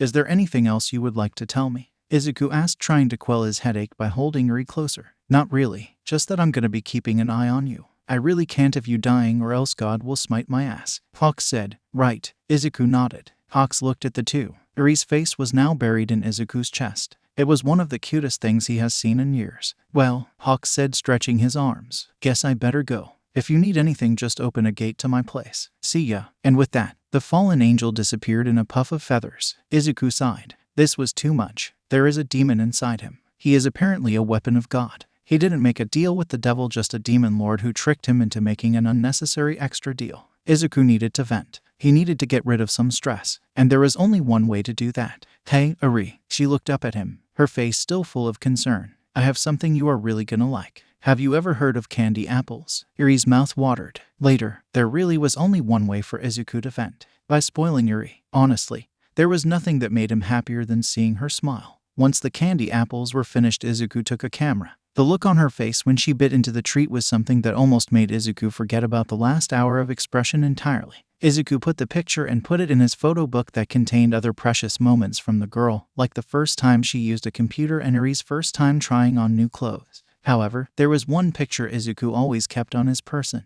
The first time he gave Eri an apple. The picture was of him holding Eri while she held an apple with a bite mark in it. Her face was filled with indescribable joy as tears of joy rolled down her face. Whenever Izuku was feeling down, whenever the media was giving him hell, whenever he encountered villains doing something truly disgusting, whenever he missed his family, he took out this picture. Of course, he had an extra copy for the photo book, but he still liked keeping it on him. As he watched Eri eat the apple, he felt that innocent blood had been spilled. Izuku sighed. Eri, I'm going out. Meanwhile, a week later with Isuka. Izuku looked proudly at her results. First place. With her combination of rescue points and villain points, she had utterly flattened the competition. She looked at the rest of the results. Ochako had gotten 3rd place, something Izuka was sure she was happy about. Her eyes scrolled over the list until she found Bakugo. She didn't have to look hard as the boy was only in 4th place. Oh, how the mighty have fallen. Suddenly her phone rang. She already knew who it was and answered. Izuka, I passed. Ochako screamed into the phone. Izuka smiled at who excited her friend was. Over the week the two had gotten rather close. Izuka had shown her around the city after hearing that she was new, and the two had a lot of fun. Even if she had only known her for a week, Izuka had gotten really attached to the girl. Perhaps it was because she was the only friend she had ever made, or perhaps it was because she reminded her of her brother in some ways. Either way, Izuka had already deemed the girl her best friend. After all those robots you destroyed, of course you passed. Geez, have some pride, girl. Izuka responded. One trait Ochako had that annoyed Izuka was how humble she was. Yeah, it was good to be a little humble so you don't end up how Bakugo used to be, but Ochako always seemed to doubt herself. It was something that reminded her of her brother in a bad way. Lucky Ochako seemed very bubbly and optimistic, so Izuka didn't have to worry about her going down the same path. I mean, yeah, but I was still super nervous, Ochako said. Well, I think we should go out for dinner to celebrate, Izuka said. Sure, any place you want to go. Ochako asked. How about Confronting Hawks? Izuka responded. What, isn't that place like super expensive? Ochako asked, shocked. Yup, but considering the occasion, I think it's more than worth the money, Izuka responded. In truth, All Might had a lot of money. As the #1 hero, his paychecks were huge, and even though he gave a lot to charity, he still had a whole lot of money. He had given Izuka a debit card with a whole lot of money, so Izuka had a lot of cash. I can't let you pay for all that, and I don't have the money to. Just let me pay. Trust me, I'll be fine, Izuka said, cutting her off. Ochako sighed. She didn't really have a choice in the matter. Okay, the brown-haired girl said, giving in. Izuka smiled. All right, I'll meet you at your place at 8. They hung up and Izuka went to go find All Might. All Might's apartment was not what you would think it would be. It was rather humble, being a decent size with a bedroom, kitchen, 2 bathrooms, a living room, and a guest room, which was now Izuka's room. Izuka walked into All Might's room. It was actually rather plain, with not much stuff in it aside from a few photos. All Might was currently taking a nap when Izuka came in and woke him up. Hey, All Might, me and Ochako are gonna go to Confronting Hawks, Izuka said, informing her legal guardian of her plans. Oh, all right, All Might responded tiredly. He was just happy she had made a friend. Izuka smiled and went off to get ready. Later at Confronting Hawks, Izuka and Ochako had gotten a table. Both of them had felt somewhat out of place in such a high-class environment, although that discomfort quickly dissipated when the food arrived and the two saw why this place was so expensive. So why do you want to become a hero? Izuka asked her friend. Ochako looked up from her food and swallowed. She gave her a worried look. Well, it's not super noble or anything, but I want to get enough money ... so my parents can live comfortably. I mean, I still want to save people, but my parents have done so much for me, I want to give back. Izuka raised an eyebrow. What are you talking about? That is super noble. Ochako blushed. Really? Izuka nodded. Of course. Ochako smiled, still blushing. Thank you. Do you want to be a hero? Izuka looked away. She had been avoiding talking about her situation with her family ... or lack thereof. But even if she had only known her for a week, Izuka felt she could tell her. If she wanted to be her friend, she was bound to know anyway, so might as well tell her now. Izuka took in a deep breath. I always wanted to be a hero. It was me and my brother's dream. Oh, you have a brother? Ochako interjected. Izuka gave her a sad look. Had. With that one word, the mood fell and Ochako's smile disappeared. I'm sorry, Ochako said quickly. I didn't mean to bring up something so painful. Izuka gave her a sad smile. It's okay.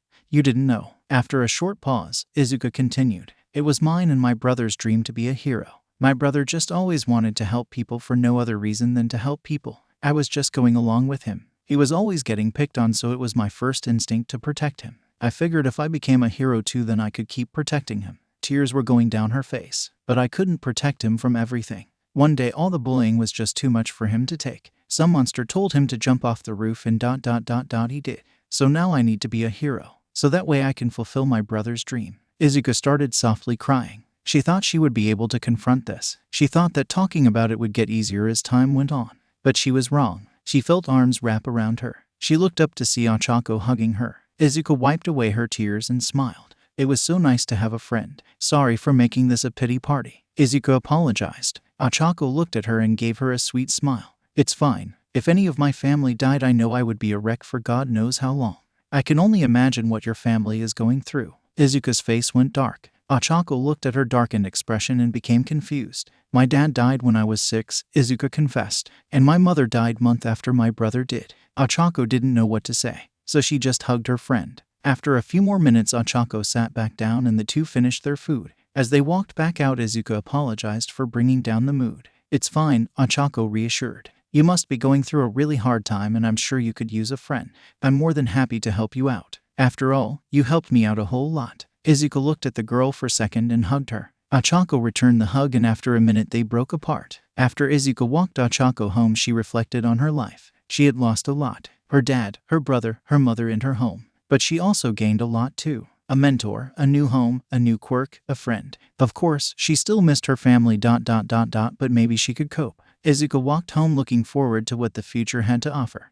Izuka walked towards her class with a smile on her face. Her ponytail was wrapped in her usual green bow. Her uniform was immaculate and her face showed no sign of tears. Today was her first day at UA, and she was extremely excited. Finally, she would be able to properly test and improve her skills. Because while All Might's training was good, it was nothing compared to what Izuka assumed UA training was going to be like. Less excited was Ochako, who Izuka had dragged out of bed early to walk to school with her. Why did we have to come so early? Ochako complained tiredly. Because if we come early then we won't be in danger of being late. Plus we might get brownie points with the teacher. Izuka responded. The two found the door that said 1A.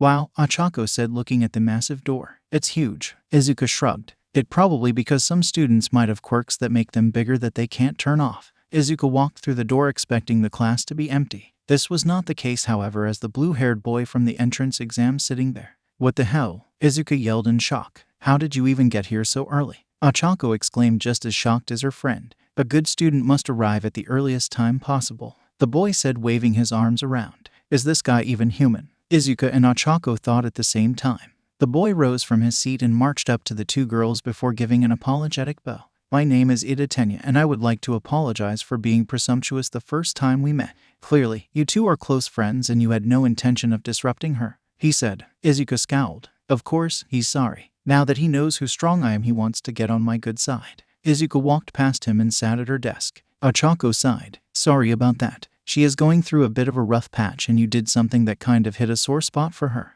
Ida shook his head. No, it is perfectly understandable. What I did was unacceptable. I will need to work to earn her forgiveness. Izuka scoffed. Ochako went to Izuka, leaving Ida by himself. Come on, Izuka, at least give him a chance. He seems like he genuinely made a mistake and is trying to fix it. Izuka crossed her arms. Ochako, I know these types of people. They are so willing to pick on whoever looks the weakest, and if someone strong comes around, they swarm around them. He's not sorry because he made a mistake. He's sorry because he sees that I'm not the weakling he thought I was. Ochako gave her friend a deadpan look. Now look who's being presumptuous. I am not being presumptuous, Izuka said, sounding offended. Ochako raised an eyebrow. How long have you known this guy? I only met him at the exam, Izuka answered. Right, so you've known this guy for like 15 minutes and now you're assuming that he is some sort of parasite. And you say you're not being presumptuous, Ochako said. There was a pause as Izuka was forced to take in her own hypocrisy. Damn your logic, Izuka yelled in defeat. Fine. Izuka stood up and pointed at Ida. You. Ida looked at her surprised. I accept your apology, but I'm keeping an eye on you. Izuka pouted as she sat back down. Ida looked shocked. I see. I will do my best to be deserving of your forgiveness. Izuku scoffed once more and looked away. Ochako face-palmed. Well, I guess this was progress. Suddenly the door opened, and in walked in Bakugo Katsuki. Izuka groaned. You're fucking kidding me. Two of these assholes. Everyone minus Bakugo was shocked at her sudden outburst. Bakugo, on the other hand, just silently sat down and spoke to no one. Ochako sighed. So what's your problem with this guy? Izuka gave her a deadpan look. Do you have all day? Ochako wanted to rip her hair out. Let me guess, someone else you've known for 5 minutes. Try my entire life. He's one of the assholes who gave my brother a hard time, Izuka said. Oh, Ochako responded. Oh, sorry. Izuka sighed. It's fine. After that, Ochako just sat down and they all sat in silence until the other students came in. Later, all the students have arrived and yet there was no sign of the teacher. Honestly, what kind of teacher is this late? Izuka thought to herself. The students had been talking until suddenly what looked like a giant caterpillar came into the classroom. Then a homeless-looking man emerged from what now appeared to be some sort of sleeping bag. It took you 3 seconds to quiet down. You lot sure love wasting time, huh? Said the hobo-looking man. I am your teacher, Shota Aizawa. Get dressed and meet me outside. The class was alarmed at this sudden command. Wait, what about the orientation? Ochako cried. Aizawa rolled his eyes. Waste of time. Now hurry up. Izuka smirked. He's blunt but he doesn't waste time. I like that. Maybe this won't be so bad. Later outside, all the students lined up in their UA gym uniforms with Aizawa looking at them. Today we will be having Quirk apprehension test, Aizawa explained. The students gave their teacher a confused look. You know those fitness tests you took in gym class? Well, this is the exact same thing but you can use your quirks, the teacher lazily explained. He took out a baseball and looked at Isuka. Izuka Midoriya, you got first on the entrance exam so you can demonstrate. Stand here. He pointed at a small circle on the ground next to him. Izuka did as told and awaited further instructions. Aizawa offered her the ball and Izuka picked it up with her quirk. Just throw this as far as you can with your quirk, said Aizawa. Izuka smirked and with no other words, she threw the ball using her quirk and 5% of one for all. The ball soared through the air. Izuka forced it away from her with her quirk until the ball went past the range of her quirk. Aizawa looked at a small device that seemed to be tracking the ball before holding it up for the class to see. 700 meters. The class was shocked at this ridiculously high number. Well, way to go, Izuka. Ochako cheered. Izuka put on a smug face as she received all the praise and amazed looks. This looks like it could be fun, cheered the pink girl called Mina. This apparently hit a nerve with Aizawa as he gave them all a glare. Fun? If you think your time at UA is going to be a walk in the park, then you are sadly mistaken. How about this? The person who places last in the test will be expelled. What? Cried all the students with the exception of Izuka, Momo, and Bakugo, who didn't buy it, as well as Todoroki, who did not care. Ochako was about to say that. That wasn't fair, but the second she opened her mouth she felt it close again. She looked at Izuka, who mouthed the words, he's bullshitting. Ochako looked at her confused. How does she know that? Izuka seeming knew what she was thinking and mouthed, trust me. Ochako gulped. Well, she hasn't led me wrong so far. And so the test went on with Izuka using her quirk to get impressive results, although she grew somewhat frustrated seeing that Momo and Todoroki get scores close to or above hers. After all, the tests were done and the class looked nervously at the results. Momo had gotten first and Todoroki and Izuka were tied for second. And Mida had gotten last place. "No, cried the short grape boy as he got on his knees and started crying. Oh, by the way, Aizawa said, getting everyone's attention, I was bluffing about the expulsion. Huhhh, cried most of the class. It was a logical ruse, Momo said simply. I'm surprised no one else figured it out. Bakugo didn't care to correct her and Izuka was too busy staring in shock at the result. 2 got second, and I tied for it. She wasn't angry or anything, she was just shocked that after all that training and receiving 1 for all, she didn't first. Quickly pulling herself back together, Izuka pointed at Momo. You. Momo jumped a little at how suddenly she yelled at her. Izuka walked toward her. You are now my rival. You had better stay on your toes because you won't be on top for long.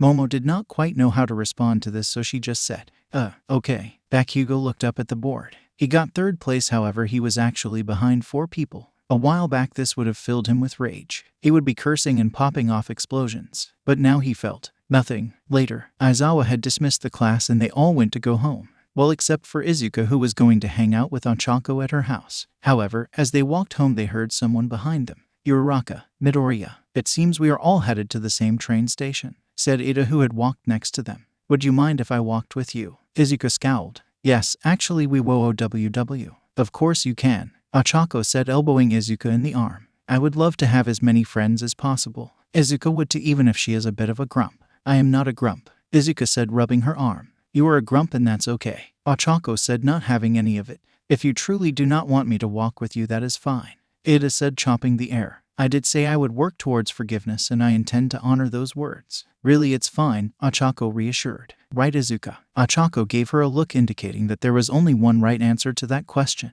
Izuka sighed. I did say I would give him a chance. Fine, Izuka groaned. Ida smiled. Well then let us go. We must not be late. Later with Bakugo. Bakugo walked home slowly, trying to answer a question that has been haunting him as of late. He got home and opened the door. His father was sitting on the couch reading a newspaper, which he put down when he heard his son walk in. Katsuki, how was your first day? He asked. It was fine, Katsuki said before walking past his father and into his room. Masaru sighed. One of the many bad things that happened in the wake of Izuku's death was the absence of noise in his household.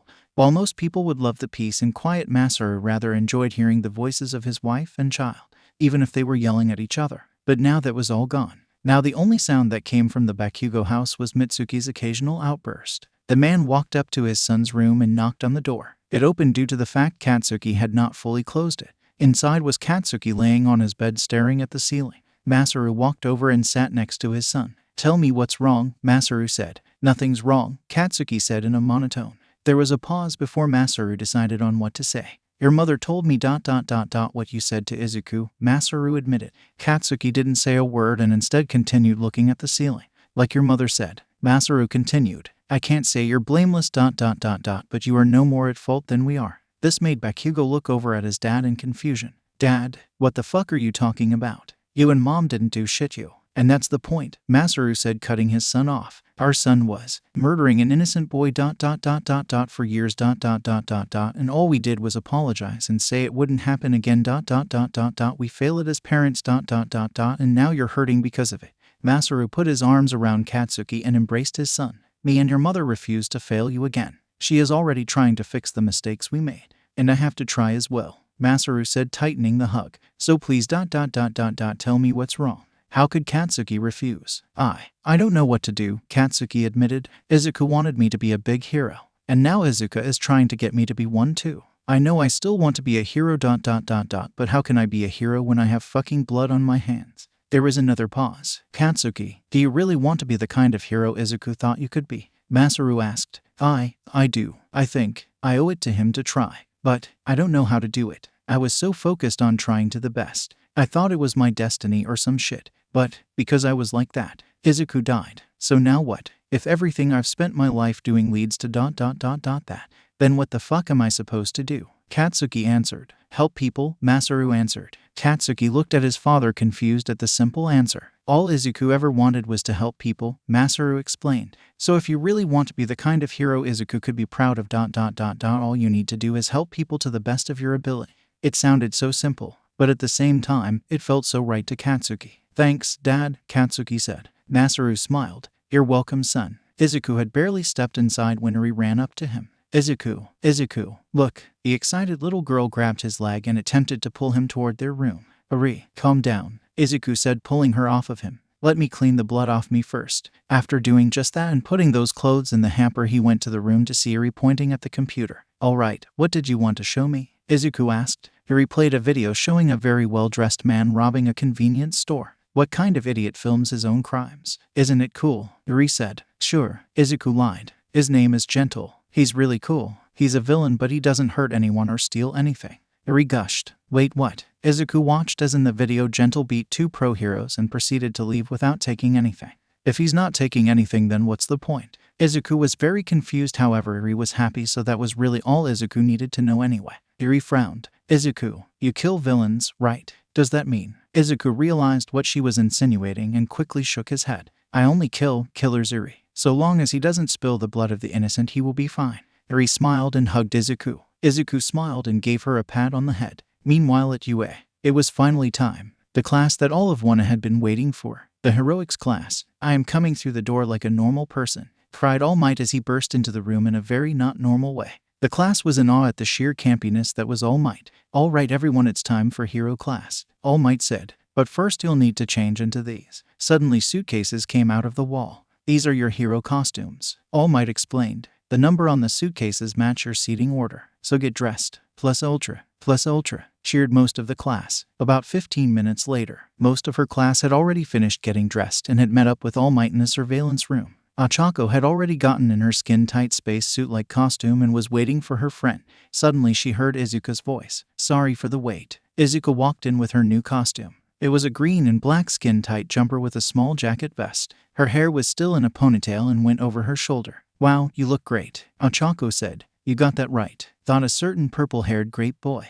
Yeah, I know, Izuka said, showing off her costume. You look great too. Achako blushed. I mean, I wasn't very specific when I made a request, so they just gave me a skin-tight costume. Well, you look great, Izuka said. After all the students had gathered, All Might started explained that they would be sparring against each other in 2-on-2 fight between heroes and villains. The villains would be defending a bomb and the heroes would have to get past the villains and touch the bomb. Each team could also win if they managed to wrap their opponent in capture tape. However, only the heroes would be provided the capture tape. After that, All Might revealed the teams. Achako and Izuka had been paired up and the two high-fived. All Might revealed that the matches would be determined randomly. Sir, Ada said, is it wise to leave this to chance? How else did you want us to decide? Pick and choose, Izuku said sarcastically. Villain attacks are often random and the heroes who are around just need to fight them. I see, Ida said before bowing. I apologize for interrupting. After that, they drew numbers to decide the first matchup. All Might pulled the 2 balls with the team numbers. But oh, on the balls were the numbers for Team Izuka and Ochako and Team Bakugo and Ida. All Might considered just putting the balls back in and redoing it, however if he did it would draw suspicion from his student.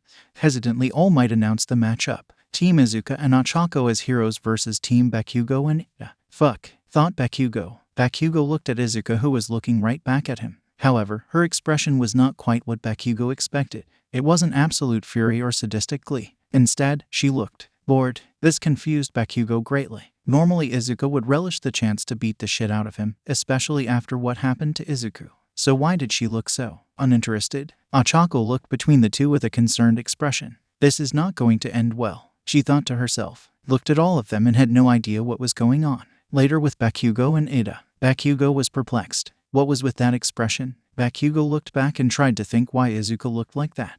Bakugo, Ida said, snapping him out of his thoughts. We need to come up with a plan. Oh, sorry, Bakugo said. You and Midoriya seem to know each other. Do you happen to know anything about her quirk? Ida asked. Bakugo nodded. Yeah, her quirk is telekinesis. She can move things with her mind. The heavier the things she's lifting, the fewer objects she can lift. She can only move things she can see through, but she only needs to see part of something to lift it.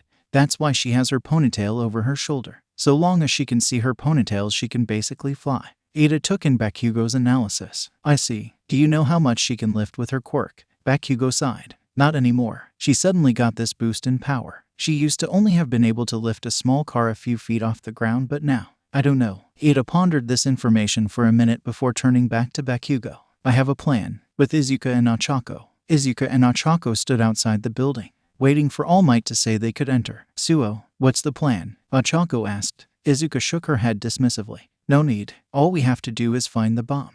Ida and Bakugo have no way to hide the bomb. Ochako sighed. Yeah, but how are we gonna get past Ida and Bakugo? You're strong and all, but they are pretty tough too. Izuka rolled her eyes. Come on, Bakugo's no threat. Like at all. And Ida's fast, but the small hallways limit how fast he can go without crashing into a wall. Ochako wanted to smash her head into the building.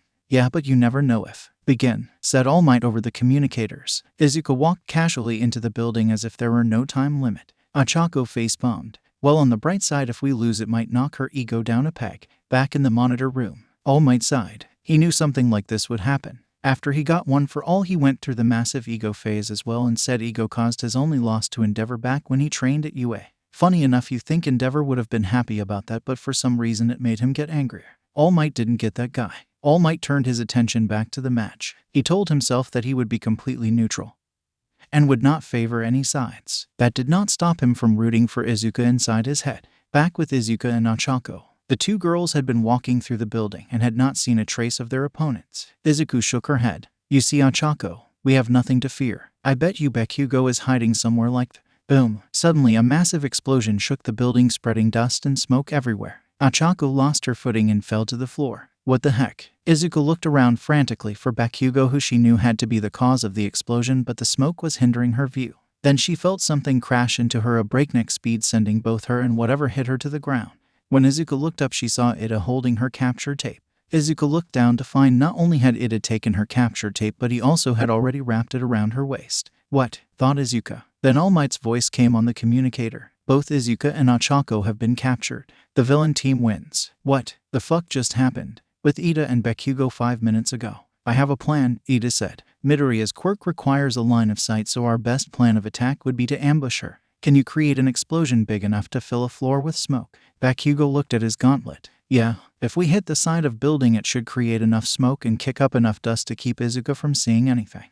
Good, Ida said. So you and I will wait for Midoriya and Uraraka on the floor below. Then when they come close you will create the explosion to block their view. Then I will charge at Midoriya, steal her capture tape and use it to eliminate her. After that, you use your quirk attack Uraraka and... No, Bakugo said, interrupting. I'm not using my quirk on her. Ida was shocked at this statement. But, I'm not using my quirk on her. Bakugo barked, looking at Ida with anger he had not felt in a while. The two were silent as the shock of Bakugo's sudden outburst set in. Sorry, Bakugo apologized. The impact of the explosion might knock her off her feet. If that happens, I'll take her tape and capture her. Ida paused for a moment before responding. I see. If that's the case, then it will be fine. Bakugo looked at his palms. Yeah, after his fight with Izuka, Bakugo figured out that whenever he used his quirk on another person, memories of Izuku would pop up. Had the entrance exam not been against robots, then he might not have got in.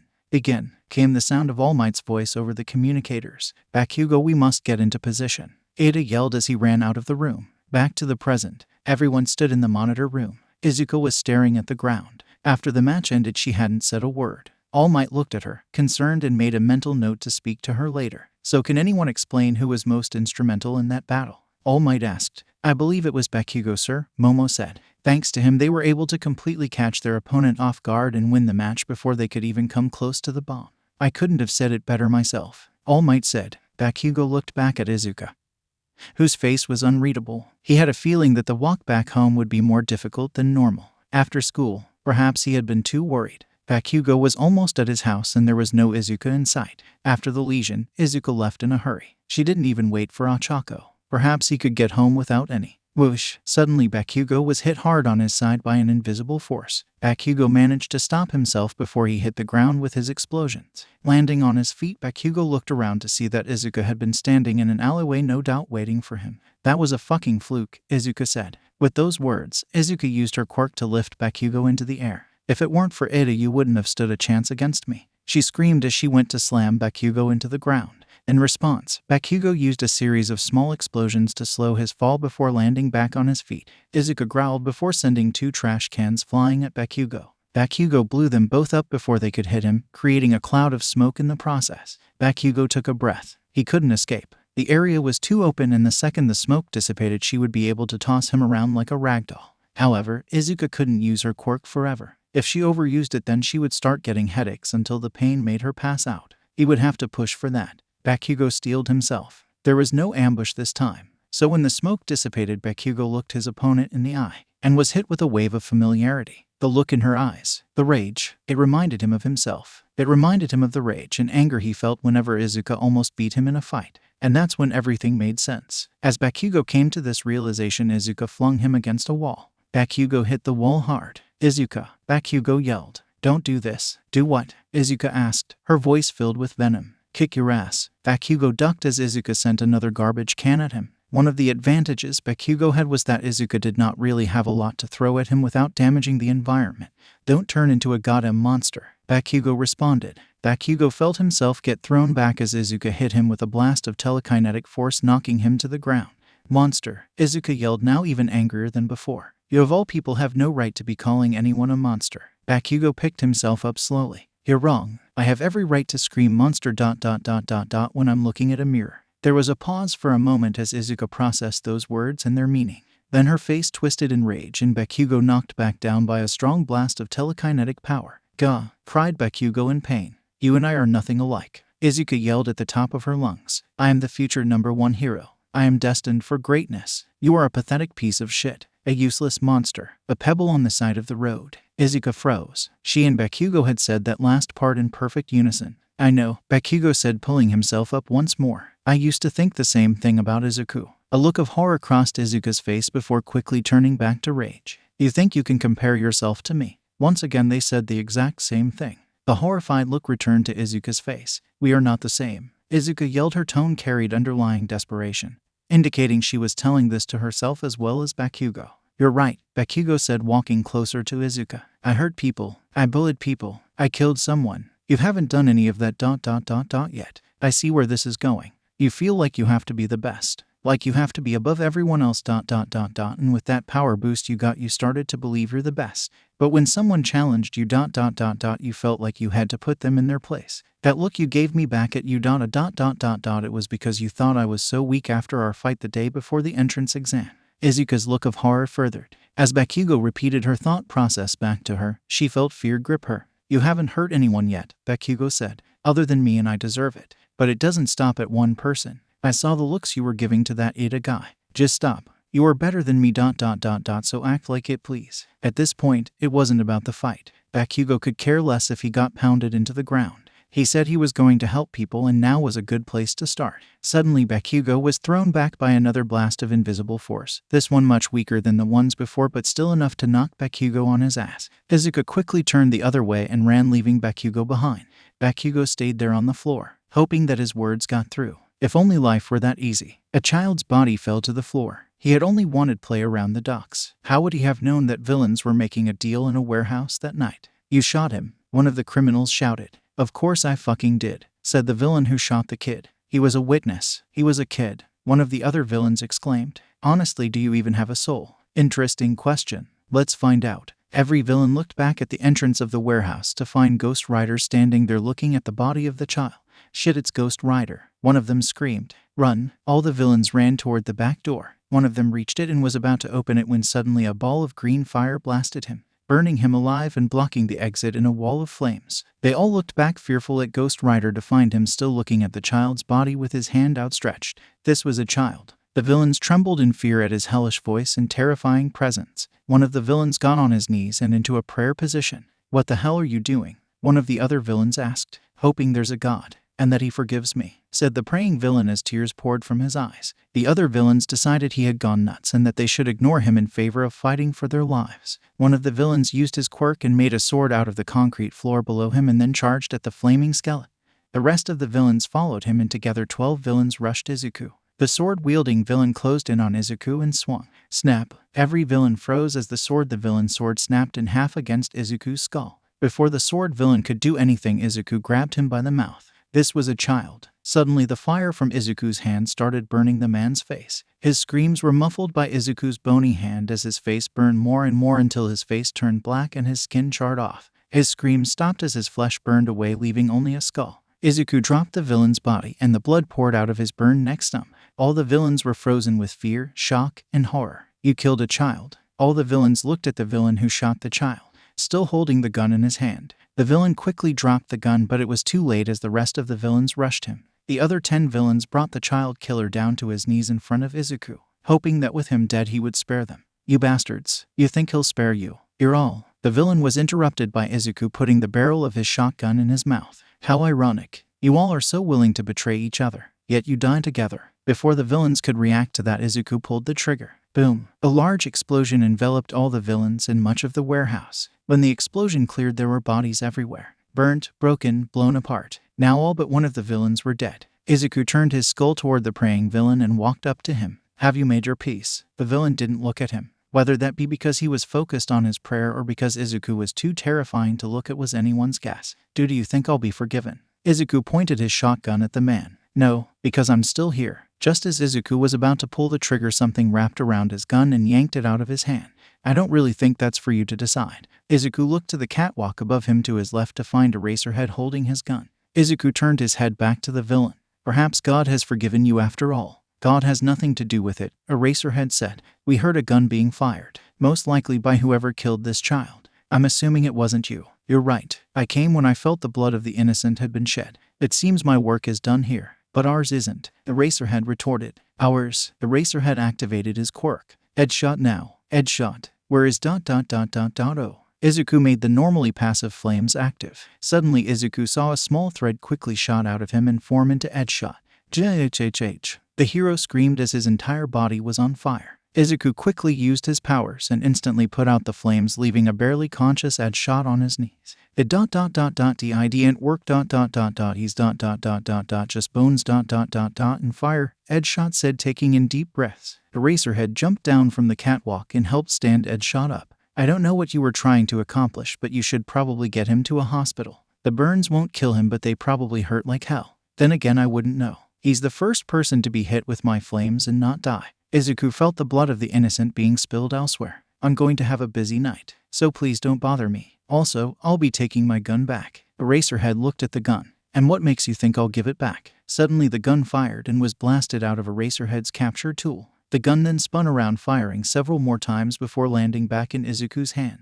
Without another word, Izuku summoned his bike, which emerged in a tornado of flames. Izuku hopped on and sped through the wall of the warehouse, leaving Eraserhead and Headshot in the dust. Meanwhile, in a shopping district, people were screaming as they tried to escape the scene. The villain Muscular had shown up and started attacking, and the only two heroes in the area were the Waterhouse duo. Damn it, we're not making a dent, yelled Hasu Izumi to his wife. We don't have to, responded Mizu Izumi to her husband. We just have to hold him off until the people can escape. Right, Hasu responded. The Waterhose duo had quirks that complement each other. Mizu's quirk allowed her to create water and Hasu's quirk let him control water. Together they made a formidable duo. 2-on-1 huh. Good twice the fun, said Muscular. Muscular charged at the two but Hasu used the water on the floor to trip him up. Whoa, cried Muscular as he fell. Hasu then the water underneath Muscular to carry the villain away from them. Muscular stopped himself by grabbing onto the ground and digging his fingers in. Muscular then launches himself at Hasu at speeds too fast for Hasu to react.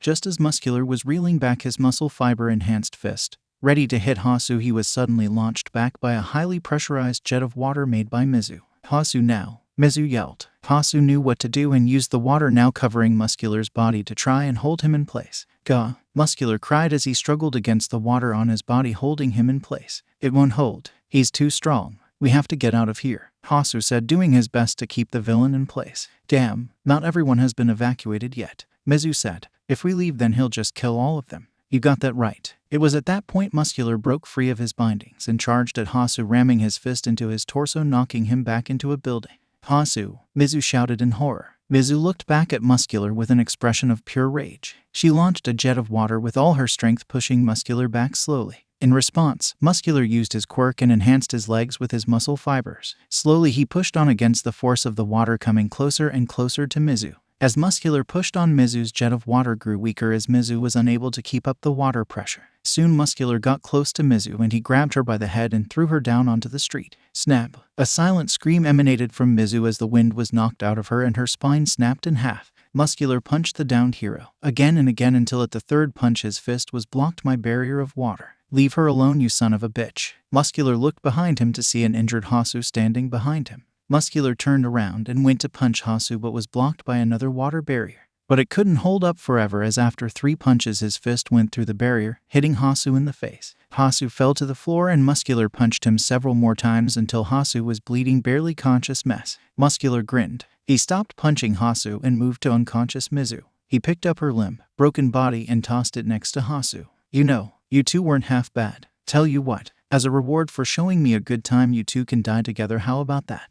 Muscular said, standing over them. Hasu spits in his eye. Ugh, really? Was that a HHH? Muscular held his eye as Hasu used his quirk to drive the spit into his eye. After a couple of seconds, Hasu lost control of the spit due to the pain he was feeling, and Muscular uncovered his eye, revealing a bleeding hole where his eye once was. You know what? Muscular said, increasing the number of muscle fibers in his arm. Fair enough. Muscular cocked his arm back and was ready to kill the two of them. Hasu looked at his wife and said, I love you. Hasu closed his eyes and readied himself for death. I'm sorry, Koda. Muscular swung, but the pain never came. At least not for Hasu. JHHH. Muscular cried. Hasu opened his eyes to see a chain was wrapped around Muscular's enormous arm. Get over here. Muscular was thrown into the air and landed right at the feet of Ghost Rider. Before Muscular could react, Izuku kicked him into a building. Not wasting a second, Izuku sent a ball of fire at the building Muscular was knocked into, causing it to explode.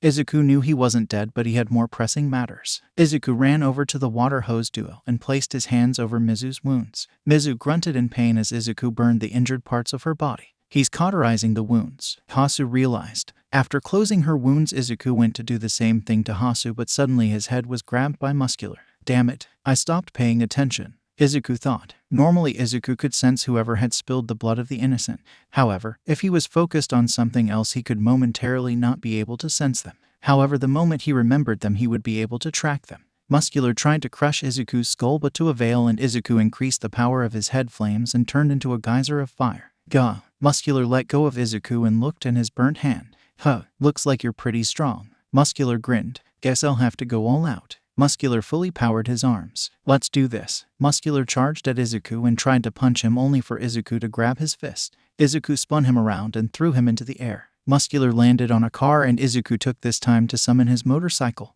Izuku attached one end of his chain to his motorcycle. Muscular had recovered and attempted to shoulder tackle Izuku, but Izuku used his other hand to pull out his shotgun and shot him in the face. Boom! JHHH! Muscular yelled. His face was now burnt and partially melted and his other eye had been destroyed. Izuku took his chain and threw at the stunned Muscular, wrapping it around his left arm. Izuku then grabbed his other arm and used his powers to activate his motorcycle. His motorcycle started pulling on Muscular's arm, but he didn't move because Izuku was holding onto his other arms. Fiber by fiber, Muscular felt his arms being ripped apart as he screamed in pain. After a few seconds, blood started leaking from between the muscle fibers as the base of his arms were being torn from his body. Both his arms were completely severed from his body as the motorcycle and Izuku both carried one of Muscular's arms. AHHH. Muscular screamed as he felt the most agonizing pain he had ever felt in his life. His screams were halted as Izuku hit him with his own arm, knocking him onto the floor. Unable to get up due to the lack of arms, Muscular could do nothing but bleed as Izuku beat him with his own massive arm. THWOMP. THWOMP.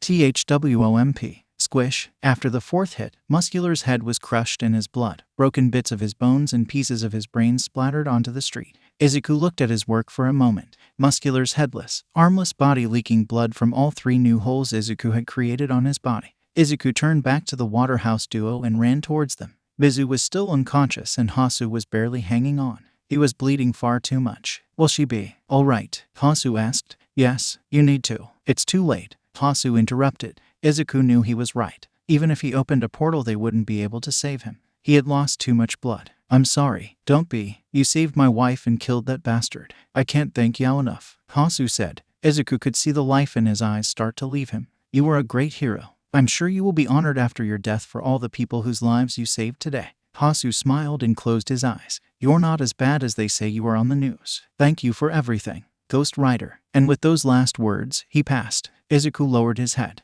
Another person he could not save tonight. Izuku looked at the still alive Mizu next to him and picked her up.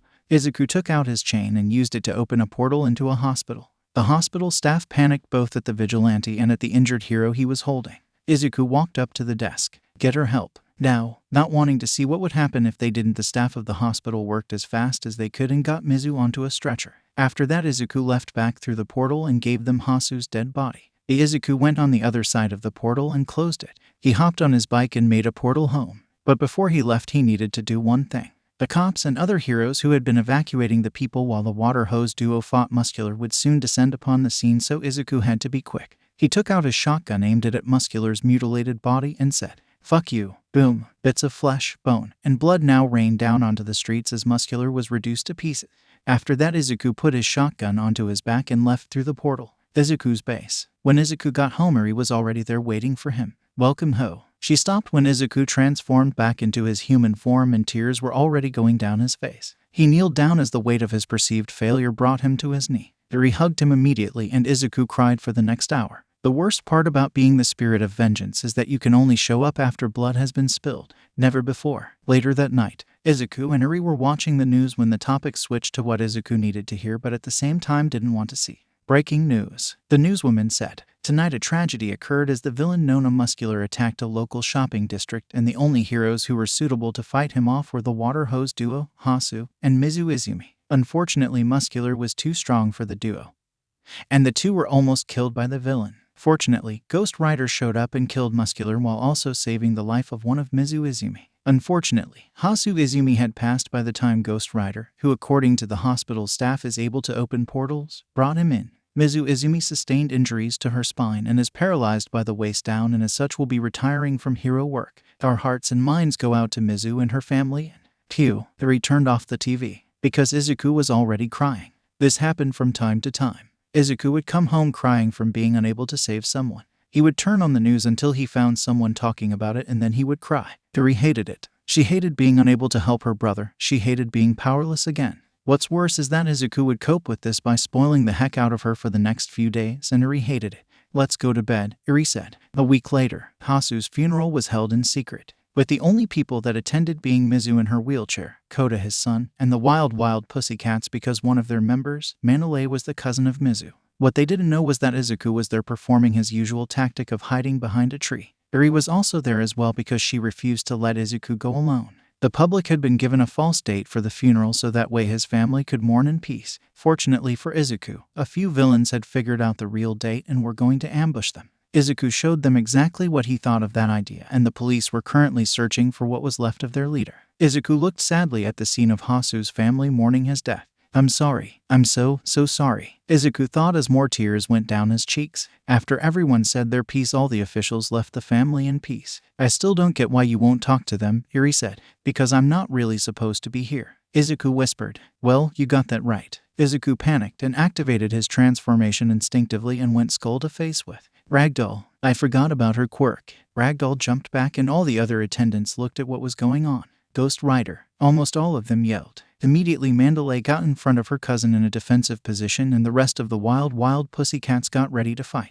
No one moved. Izuku didn't want to fight and the pussycats didn't think they could take Ghost Rider in a fight, so they just stood there looking at each other. Wait, Mizu yelled. Everyone looked at her and Mizu moved her wheelchair towards Ghost Rider. Mandalay panicked. Mizu, what are you? Mizu raised her hand signaling Mandalay to stop before turning her attention back to Ghost Rider. I doubt you would save my life just to kill me later, Mizu said. So are you here? Izuku looked down. No one could read his expression seeing as his head was a skull. I wanted to pay my respects ... and apologize. For what? Mizu asked. For not saving him. Mizu sighed at this. Many heroes who were in the area evacuating citizens apologized that they didn't help the two in fighting Muscular. Guess Ghost Rider is more compassionate than people think, Mizu thought. Mizu decided to say to him what she said to all these heroes. It's fine. You did what you could. But I didn't. Everyone flinched at the hellish scream Ghost Rider gave off but were shocked as Ghost Rider fell to his knees and transformed into his human state, no longer being able to keep the feeling required to stay in his Ghost Rider form.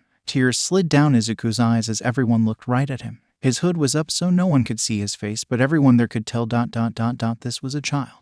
He's a kid, Tiger asked in confusion. He can't be any older than 15. Pixie Bob gasped. I could have saved him, Izuku revealed. If I had used my portals, then two would have been able to kill Muscular in time to save him. I didn't want to show anyone that power and I thought my bike would be fast enough. But there were too many civilians in the way and I couldn't get through. By the time I got there, you two were already bleeding out. I tried to stop the bleeding, but I could only help you because I wasn't paying attention and let Muscular get the jump on me. Then I took too long killing him and wasn't able to stop his bleeding. I made so many mistakes ... and because of those mistakes, your husband died. I am so sorry. Everyone looked at him with looks of pity. This poor kid put too much pressure on himself. Mandalay thought to herself. Mizu went up to the kid until she was right in front of him. Izuku looked up at her, making his face visible to only her.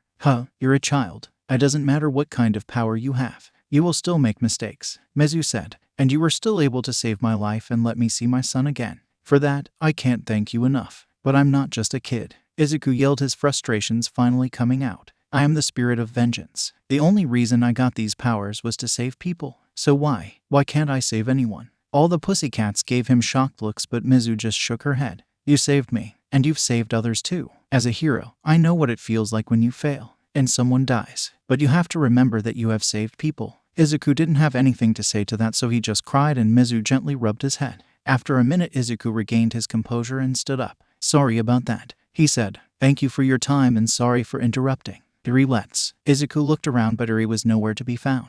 Izuku sighed, wondering where she could have gone. Who's Eri? Pixie Bob asked. Was she that little girl you brought with you? Ragdoll asked. Yes, where is she? Izuku asked. She's with Koda, Ragdoll answered. Everyone looked around to see that Koda had also at some point disappeared. When did he leave? Mandalay asked. Just before Ghost Rider showed up. Oh look, they're coming back, Ragdoll said, pointing to the right. Everyone looked to see Eri and Koda coming towards them. Eri pulling Koda by his hand. Izuku's eyes widened. She's touching him. Eri normally didn't like being around other people, let alone making physical contact with them. The two came up to the adults and Izuku. His big brother made a friend, Eri yelled, pointing at Koda. Izuku sighed in relief as it seemed Eri figured out not to call him his real name in front of several pro heroes. You have a sister? Tiger asked. Yes, Izuku answered, trying not to be too detailed. Eri, we have to go. Eri frowned. Okay. She let go of Koda and went to Izuku's side and waved to Koda. Bye. Bye, Koda said shyly. Wait, Pixie Bob shouted. We just can't let you go. Mandalay gave her an "Are you serious" look. None of us can beat him, and do you really want to start a fight in a graveyard? Pixie Bob groaned, knowing she was right, before turning to Izuku. Kid, you have to stop. Turn yourself in. We can help you. Izuku gave her a sad look. I'm sorry. I can't stop. I don't have a choice. With that, Izuku opened a portal back to his base and Eri jumped through it. Just before Izuku was about to leave, he felt Mizu's arm stop him. Wait, she said before making the gesture to lean down. Izuku did so and Mizu whispered in his ear. Are you sure? He asked. Mizu nodded. Please. Okay, Izuku said before walking through the portal and closing it behind him. What did you say to him? Mandalay asked her cousin. If I wanted you to hear that, I wouldn't have whispered, Mizu responded. Mandalay frowned. Mizu, we need to help catch this kid so we can help him. He's clearly suffering. And putting him in a jail cell helps him how? Mizu asked sarcastically. They're not gonna stuff him in a jail cell, especially if he's not doing this of his own free will. Mandalay argued. He said he didn't have a choice, that he couldn't stop. It sounds like there is more to this than meets the eye, Pixie Bob said. Maybe, Mizu responded. I'll find out soon. Ghost Rider, you saved my life and let me see Koda again. I promise I will help you. So would you mind explaining what happened after you encountered Ghost Rider? Woof, said the police chief to Eraserhead and Deadshot. The Ghost Rider task force had gathered in a police meeting room with a projector and a blackboard. Along with the police chief and the two heroes that had fought Ghost Rider were Endeavor, Mount Lady, Death Arms, Backdraft, Best Jeanist, and Nighteye. Deadshot was still covered in bandages due to all the burns. From what we can tell, some villains were performing some sort of illegal transaction at a warehouse on the docks when a child showed up and was shot by one of the villains, Eraserhead explained. Tusk, what scum? Death Arms said, clenching his fist in rage. Yeah, honestly I'm tempted to high-five Ghost Rider for killing these guys, Mount Lady remarked. Yeah, and while we're at it might as well wait a few days so we can congratulate him on his triple-digit murder count too, Eraserhead said sarcastically. The police chief said. Back to the report. Right. Anyway, so when I showed up Ghost Rider had already killed all but one of the villains. Eraserhead continued. Yes, the survivor. Endeavor interrupted. Ghost Rider has never left a villain alive up until now. So the question is what's so special about him? From what we can tell the villain has no association with Ghost Rider. Woof. The police chief said. When we interrogated him all he said was thank the Lord. I have been forgiven. That actually matches up with what happened at the warehouse, Eraserhead said. Explain. Woof, said the police chief. Eraserhead nodded. When I got there the villain seemed to be praying, and when I stopped Ghost Rider from killing him, he said that the man was forgiven. So he's religious. Nighteye pondered. That's somewhat humorous considering he looks like something that crawled out of hell. So perhaps he kills for religious reasons? Best Jeanist questioned. Maybe. But the most important part of that night was what Deadshot and I discovered about him. Eraserhead said. He's a skeleton, Deadshot said. Everyone gave him a strange look. Yeah, we noticed. Mount Lady said. Kind of hard not to. No, I don't mean he looks like a skeleton. I mean he is nothing but fire and a skeleton. Deadshot clarified. We all thought that he was using some sort of illusion quirk or that he had his organs in a different place than normal people would, but no. He is nothing but a human skeleton. No eyes, no lungs, no heart, no muscles. Just bones and fire. This time everyone was giving him strange looks for completely different reasons.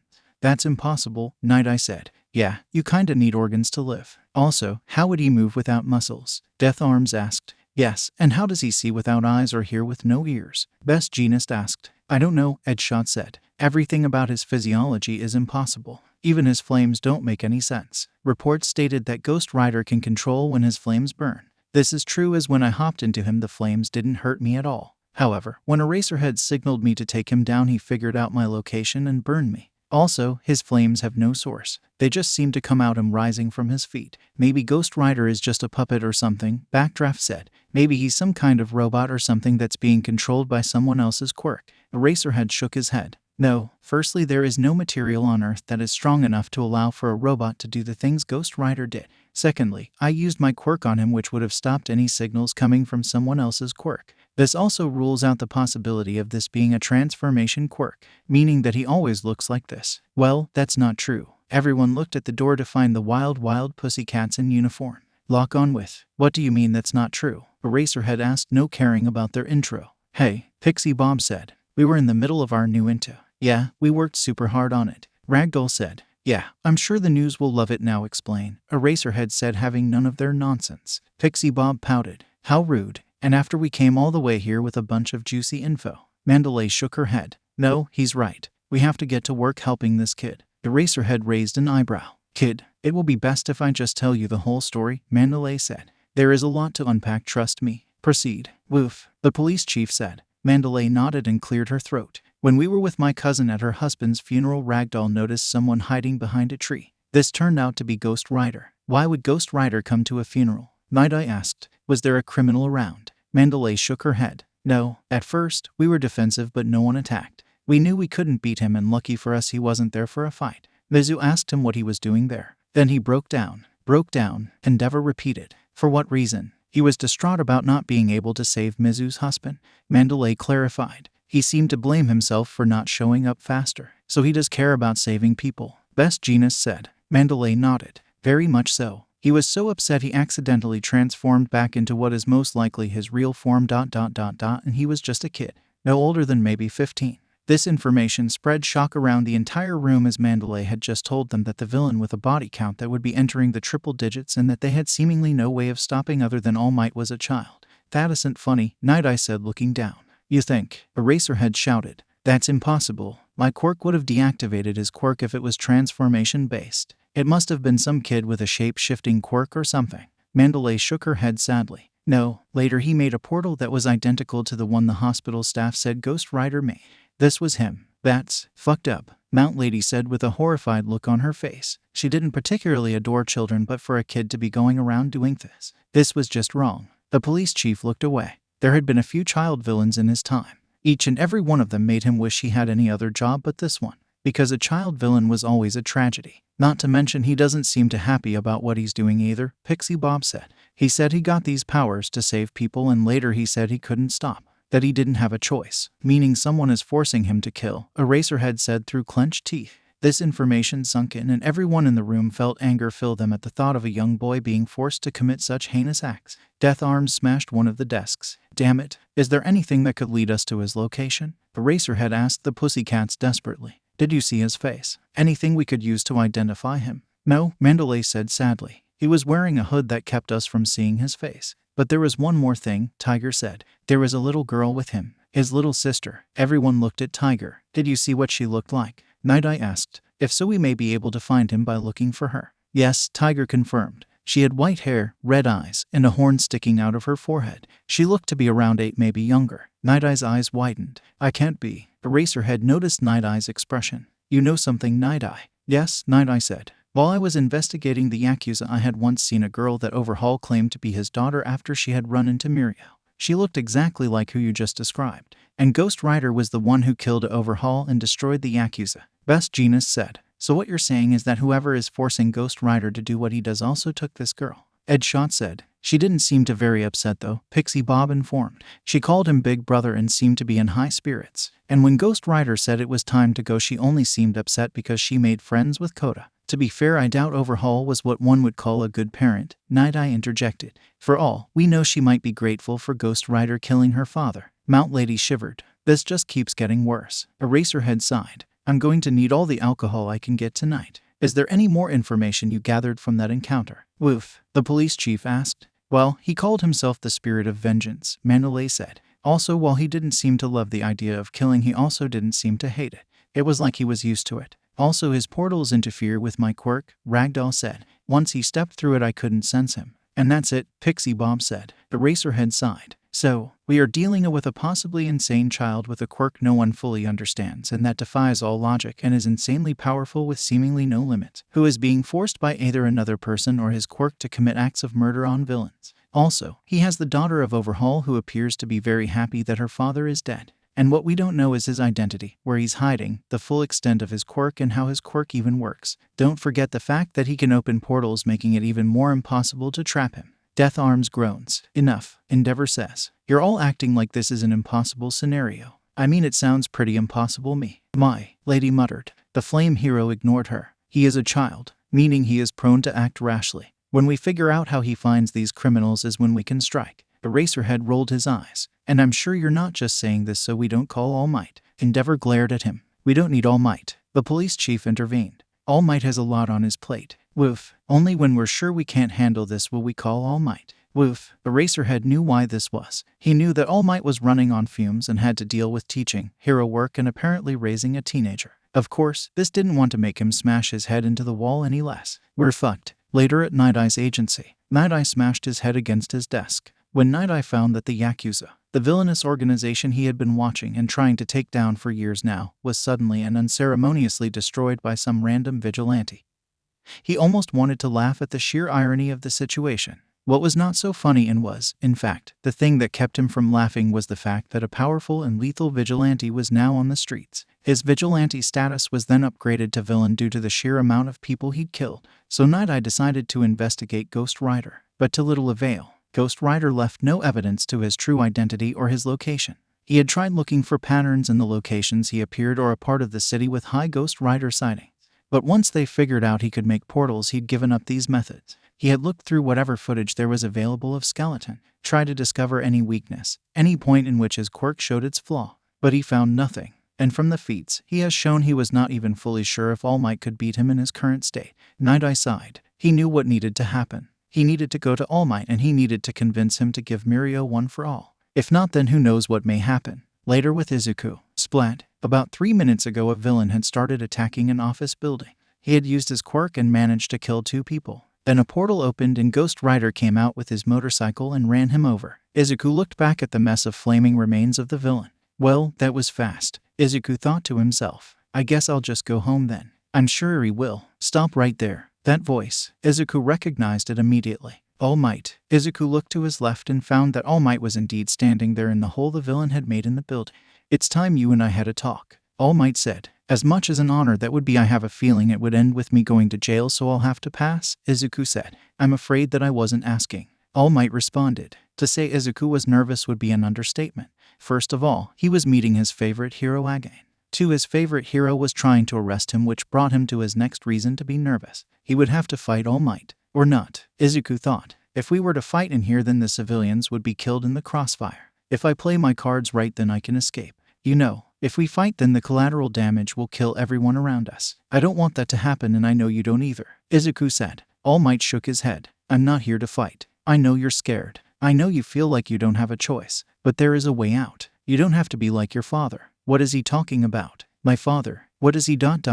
Wait. Hawks told me All Might in the last Spirit of Vengeance fought against All for One together. We must look so alike that he thinks we're related. I think I found my way out. You're mistaken. The person who you fought All for One with was not my father. He was my predecessor, Izuku explained. All Might looked stunned. What? Izuku took this opportunity and rocketed past All Might while he was distracted, falling out of the office building and onto the street below. Damn it, All Might said before giving chase. All Might and Izuku raced at extremely high speeds on the streets, each of them avoiding the cars and civilians in their path. He can't keep this up forever. I just need to hope he already used up most of his time limit, Izuku thought to himself. He was faster than All Might, but All Might had the advantage in being able to move around freely, while Izuku had a huge bike he had to maneuver around.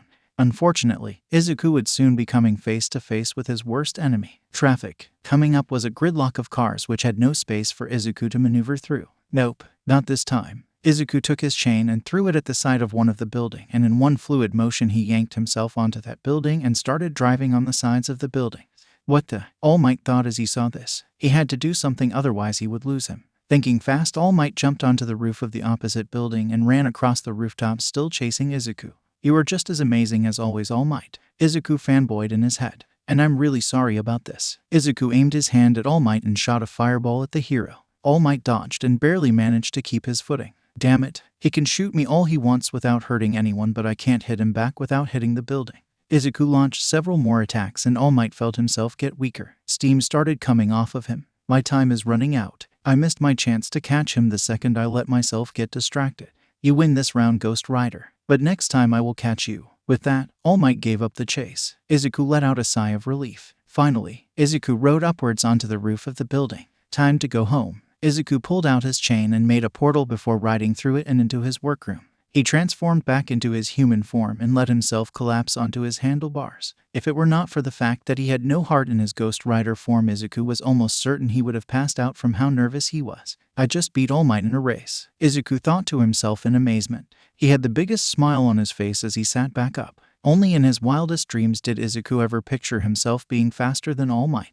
Beep beep beep. Izuku looked at his watch. Oh right, it's time to meet with Mizu. Izuku hated the idea of keeping people waiting, so he pulled out his chain and made another portal. Eri, he yelled. A few seconds passed before Eri came running through the door. Yes, she said, looking at him curiously. Izuku smiled. We're gonna go see Koda at Mizu's house. Mizu liked to consider herself a nice person. As a hero, she did whatever she could to help people, and she almost laid her life down to save the civilians in the fight with Muscular. So it may be surprising that she actually didn't mind Ghost Rider all too much. Sure, at first she thought he was dangerous, but after he had shown that he was only interested in killing villains, she had actually come to appreciate him a little. It wasn't like he was killing purse snatchers or jaywalkers. It was all murderers. And to be honest, Mizu didn't care all too much if they were dead so long as they were off the streets. Maybe it was because she was a mother, and the thought of someone like Muscular coming close to her son ... It made her very glad that the bastard was dead. Her opinion of him only elevated after he saved her life. When she was in front of her husband's grave while looking down at her crying son, she had wondered what exactly would it be like for Koda if she too had died. After that, though, she was sure she would have quit even if her legs still worked. And she held deep gratitude towards Ghost Rider, not just for saving her life, but for making sure Koda wasn't alone. Then he had shown up at her husband's funeral in a state no one had seen him in before. Emotional, weak, vulnerable. Mizu had to help him. She would never be able to forgive herself if she did nothing while the child who had done so much for suffer. And unlike her cousin, she knew damn well that the best way to help him was not to get him arrested. It was very rare that villains got any sympathy. And with how dangerous he was, Mizu knew that the most likely outcome of him being arrested was him getting thrown in Tartarus for the rest of his life. He should be showing up any time now, she thought to herself as she sipped some tea. The house was a modest one, with 2 floors, the upper on only containing 2 bedrooms and a guest room and a bathroom, and the lower floor consisting of a kitchen and a living room. Mizu was currently in the living room on her couch sipping the tea on the table in front of her. Whoosh. Mizu turned her head to see a ring of fire forming behind her. The ring turned into a portal and out stepped Izuku wearing his hood and Iri, who was vibrating with excitement and holding a basket of apples. Koda apparently heard the sound too as he came down the stairs from his room. Iri, Koda, Iri yelled as she ran up to him taking his hand. Let's play. Ooh, okay, Koda said, not sure what was happening. Koda took Iri upstairs to his room and the two started playing whatever games were available. Izuku and Mizu smiled at this before looking back at each other. As so, Izuku said awkwardly. He didn't really know why Mizu had asked to meet with him and he was kind of nervous that this was a trap and All Might or Endeavor would spring out at any moment. But at the same time, Izuku was all but certain that anyone other than All Might was no threat to him. After all, when you beat a dude the size of a skyscraper with nothing but a chain, a motorcycle, and shotgun, you tend to feel pretty invincible. Plus, it's not like he could just say no. Not after failing to save her husband. You don't have to wear the hood, Mizu said. I saw your face back at the graveyard. Izuku was struck by panic. What? You don't need to worry, Mizu reassured. I won't tell anyone. I don't plan on helping anyone catch you. Trust me. Izuku looked at her for a moment before closing his eyes. After about a minute had passed, Izuku opened his eyes again and slowly took down his hood. All right, I believe you, Izuku said. Mizu smiled. Well then, let's talk. Meanwhile, at All Might's house, All Might walked into his house before immediately crashing onto the couch. If only I hadn't used so much time now. Even if I had more time, he would have lost me eventually. When All Might first saw Ghost Rider on the news, he was in shock. It was impossible. He had seen him die all that time ago. How could he be here? Then he noticed differences between Ghost Rider and the so-called Spirit of Vengeance he had met back then. The most notable difference being the color of his flames. They had been orange back then as opposed to green. The second difference was that he was smaller. It was hard to notice seeing as he was a skeleton, but when All Might came face to skull with him, he could tell he was shorter and his bones were smaller. Lastly he was weaker. If All Might was in his prime, then he would have caught up to him no problem, but back then All Might remembered the two of them being about the same in terms of strength and speed. So All Might came to the conclusion that this was not the same man. However, the similarities between the two were far too striking for them not to be related, and given that he was smaller and weaker than the man he met, All Might deduced that he must be that man's son. It had seemed like sound logic. Then today happened. When Ghost Rider revealed that he was that man's successor, many thoughts flew through his head. Does he have a quirk that's able to be passed down too? Is that why he has so many powers? How did that man pass on his power if All Might saw him die? Why was he only showing himself now? And now here he was, with more questions than answers, and no Ghost Rider to answer them. I really have hit rock bottom, All Might thought to himself. First I end up killing a kid,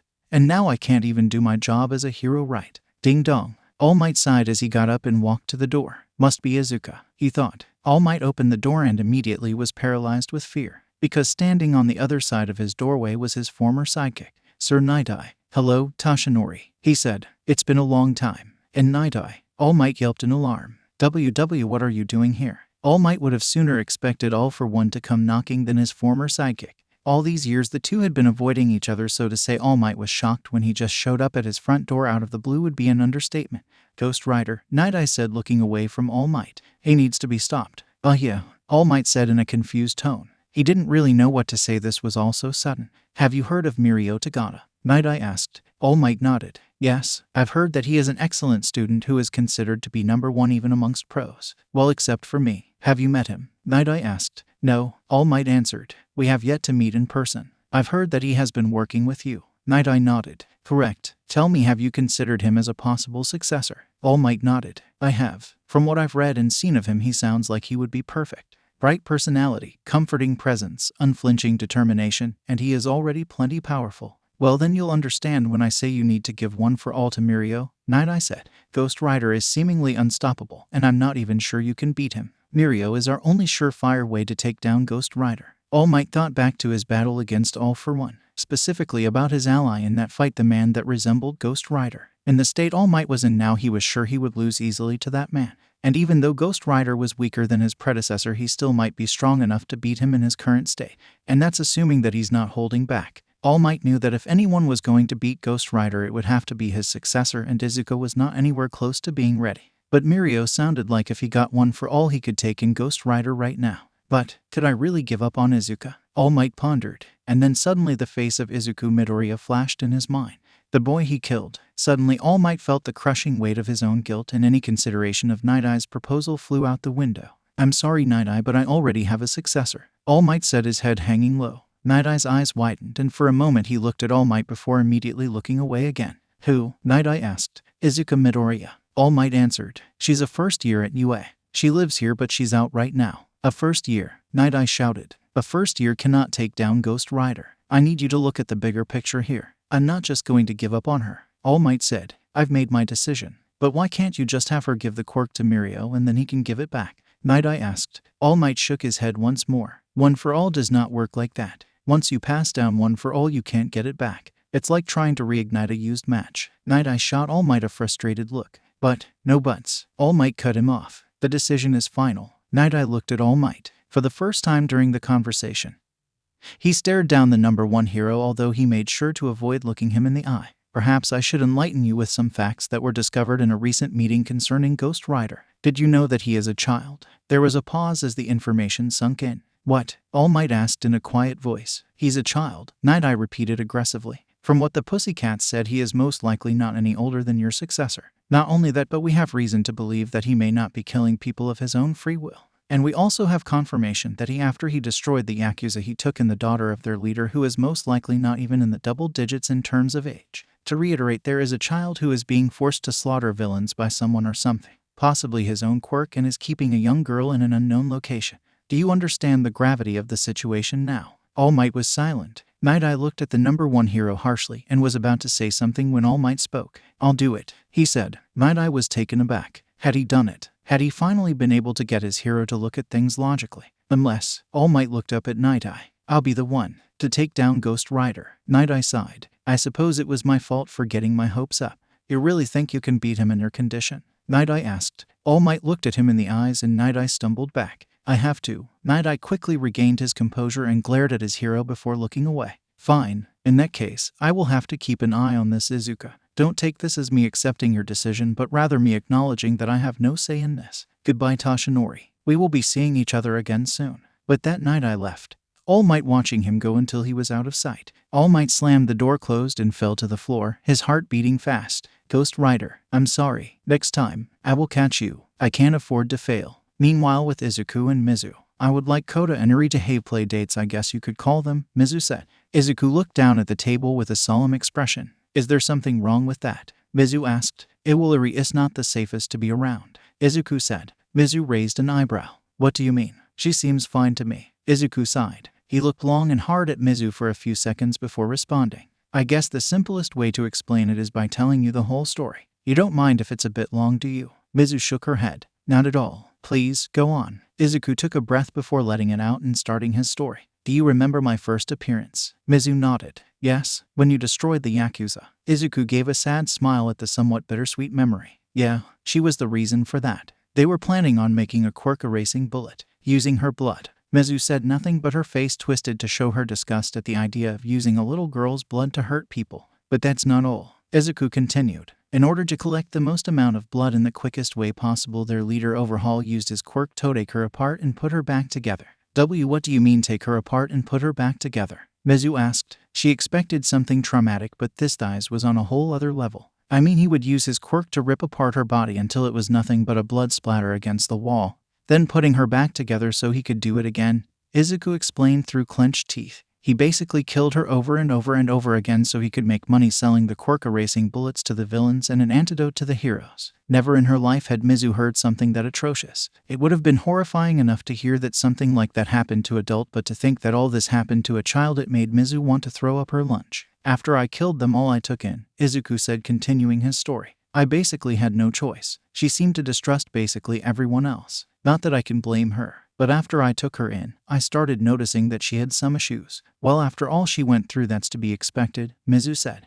I guess. Izuku shrugged. Anyway, Eri's quirk is called Rewind. It allows her to rewind a person's biological clock in any way she sees fit at alarming speeds with a single touch. She can turn you into a child or a monkey or just make you stop existing altogether. Mizu's eyes went wide. That's a powerful quirk. Izuku frowned. Yes, too powerful. When it first emerged, she didn't know how to control it and accidentally killed her father. Her mother gave her up to Overhaul and rest you know. That poor girl, Mizu thought to herself. What a coward of a mother she had. Mizu could never imagine giving up her own child. No matter how dangerous his quirk was, Overhaul convinced her that she was a monster. Izuku continued. That her quirk was a curse. I managed to convince her otherwise, but due to certain similarities we share, if my own self-esteem starts to decline, then so does hers. I also noticed later on that she seems rather unfazed by death. Overall, she probably has a lot of mental illnesses, and while I have been training her to control her quirk, it can still go out of control from time to time. I'm telling you this because I want you to understand that being around her is dangerous. Her quirk doesn't work on me, so I'm fine. But I need to ask you this. Now that you know all this, do you still want her and Koda to have these play dates? This was a difficult question. She knew Izuku was right. That quirk of hers was very, very dangerous. But at the same time, she didn't want to say no, because if she did, that would basically be turning away two children in need. You said that her quirk was touch-based, right? Mizu asked. Oh yeah. Izuku perked up. An easy way to tell if she's using her quirk is the bright green glow that surrounds her when it becomes active. And you've been teaching her how to use her quirk so she doesn't have any more incidents, right? Mizu asked. Izuku nodded. Yeah, she's only lost control of it once after I started teaching her. We've been making good progress. She might even be able to safely use her quirk on people in a month or two. So what are the chances of anything disastrous happening? Mizu inquired. Low, very low, Izuku answered. Mizu went over the possibilities in her head. After a few minutes of thinking, she had finally made up her mind. Yes, she answered before giving a polite bow. I still want to go through with it. I think both Koda and Eri could benefit greatly from having a friend their age. Koda's always been a little bit more on the unpopular side, and from what you told me, I doubt Eri has even seen someone her age before Koda. I understand what you're saying about there being a potential danger, but she's still just a little girl, one that's been through a lot. And as a former hero, I can't turn away someone in need. So please let Eri and Koda play together from time to time. Sniff. Mizu looked up to see that tears were rolling down Izuku's cheeks. I sniff, thank you, Izuku said tearfully. It means a lot to me to hear you say that. Izuku couldn't hold back the tears of joy and started sobbing into his arm. Mizu watched with a smile on her face, knowing that she made the right choice. After a few minutes, Izuku collected himself and managed to stop crying. Sorry, Izuku sniffed. It's just Eri means a lot to me. I can tell, Mizu said. You two seem to work to make each other happy. Izuku smiled. Yeah, you know me powers let me know whenever innocent blood is spilled. It has limits, it won't work again until I've killed however it was that spilled the blood, and it only works within a certain range. But this biggest restriction of that power is the power itself. I can only show up after innocent blood is spilled, meaning that someone needs to get hurt or die. Mizu finished. I can only imagine how hard it must be to only be able to show up after some dies. It's a hero's personal hell, and then having to kill someone afterward. That's not hard. Izuku cut her off. Sorry about cutting you off, I just didn't want you to get more upset. It's fine, Mizu assured him. But what do you mean that's not hard? I find it hard to believe someone who values human life so much would have no problems taking it. Even though Mizu did not have a problem with Ghost Rider killing people, she herself would only ever think about killing two people. And luckily for her, they were both already dead. I know that my powers change how I feel, Izuku explained. Whenever I think back to any of my targets, I find that I can't sympathize with any of them no matter how hard I try. And whenever the time comes to do my job, I feel anger, but just my anger. I feel someone else's anger. Whenever someone's in trouble, I have to fight the rage to prioritize saving them over killing my target. And whenever there are other villains around, my rage makes me want to kill them too, even though I don't have to. But I can't sympathize with them either. Honestly, if I ever lost my powers, I would probably be horrified with what I'm doing, but right now, killing villains is like breathing for me. That's a lot to unpack, Mizu thought to herself. Where do I even begin to ask about something like that? I have so many questions. Focus, Mizu. All right, what to ask first? Mizu took a deep breath, and after a few seconds, she spoke. Your quirk. You talk about it like it's not yours. Even back at the graveyard, you made it sound like someone gave you your quirk and like it was made for a specific purpose. Izuku sighed. He hadn't meant to start venting his problems out to this poor woman, but he couldn't deny it felt nice to have a conversation with someone who wasn't a 7-year-old.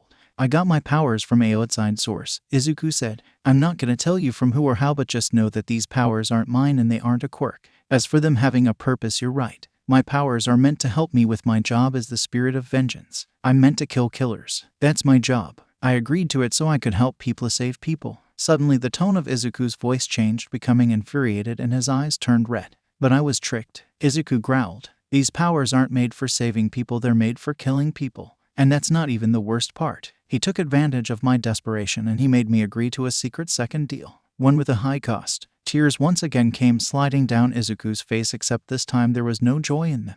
Only anger, sadness, and regret. Mizu rolled up to him and put her hand on his back, attempting to soothe the boy. After a few minutes, the tears stopped and Mizu smiled at the boy. You cry a lot, huh?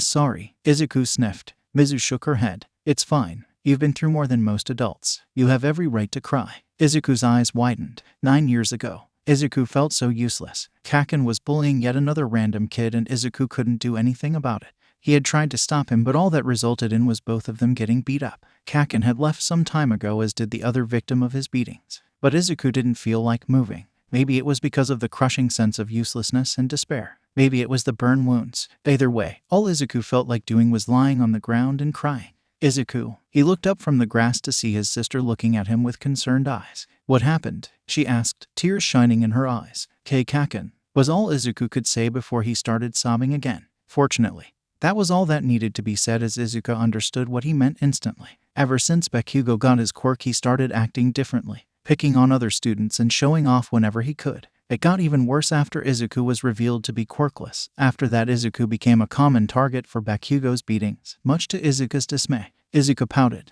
Geez, Kaken is being such a jerk. Izuku said nothing, he just continued to cry. Izuka tried to use her quirk to lift him up, but all she could manage to do was lift him into a sitting-up position. She had to take a second to recover from using her quirk that much. Afterward, she crouched and wrapped her arms around her brother. It's okay to cry, Izuku, she said. Remember what Mom said. Crying is your body getting rid of all the sadness. So cry all you need, bro. I'll wait till you're done so we can go home. Izuku hugged his sister back, and so he cried and cried until he felt better. Back to the present. Izuku smiled through his tears at the bittersweet memory. It's been a while since the last time I cried, for a long period of time. I've been trying to keep it in to stay strong for Eri. It feels good. Thank you, Izuku said. It's been nice to talk to someone that isn't Eri for once. Mizu smiled. It's no problem at all. And please call me Mizu. This surprised Izuku. Are you sure? Yes, Mizu said. I think it's safe to call us friends, right? Friends? Izuku didn't know what to say. After Bakugo, he never had any friends, and he had assumed after becoming a mass-murdering skeleton that he would remain friendless. So hearing her say that made Izuku even happier. Izuku smiled brightly. Okay.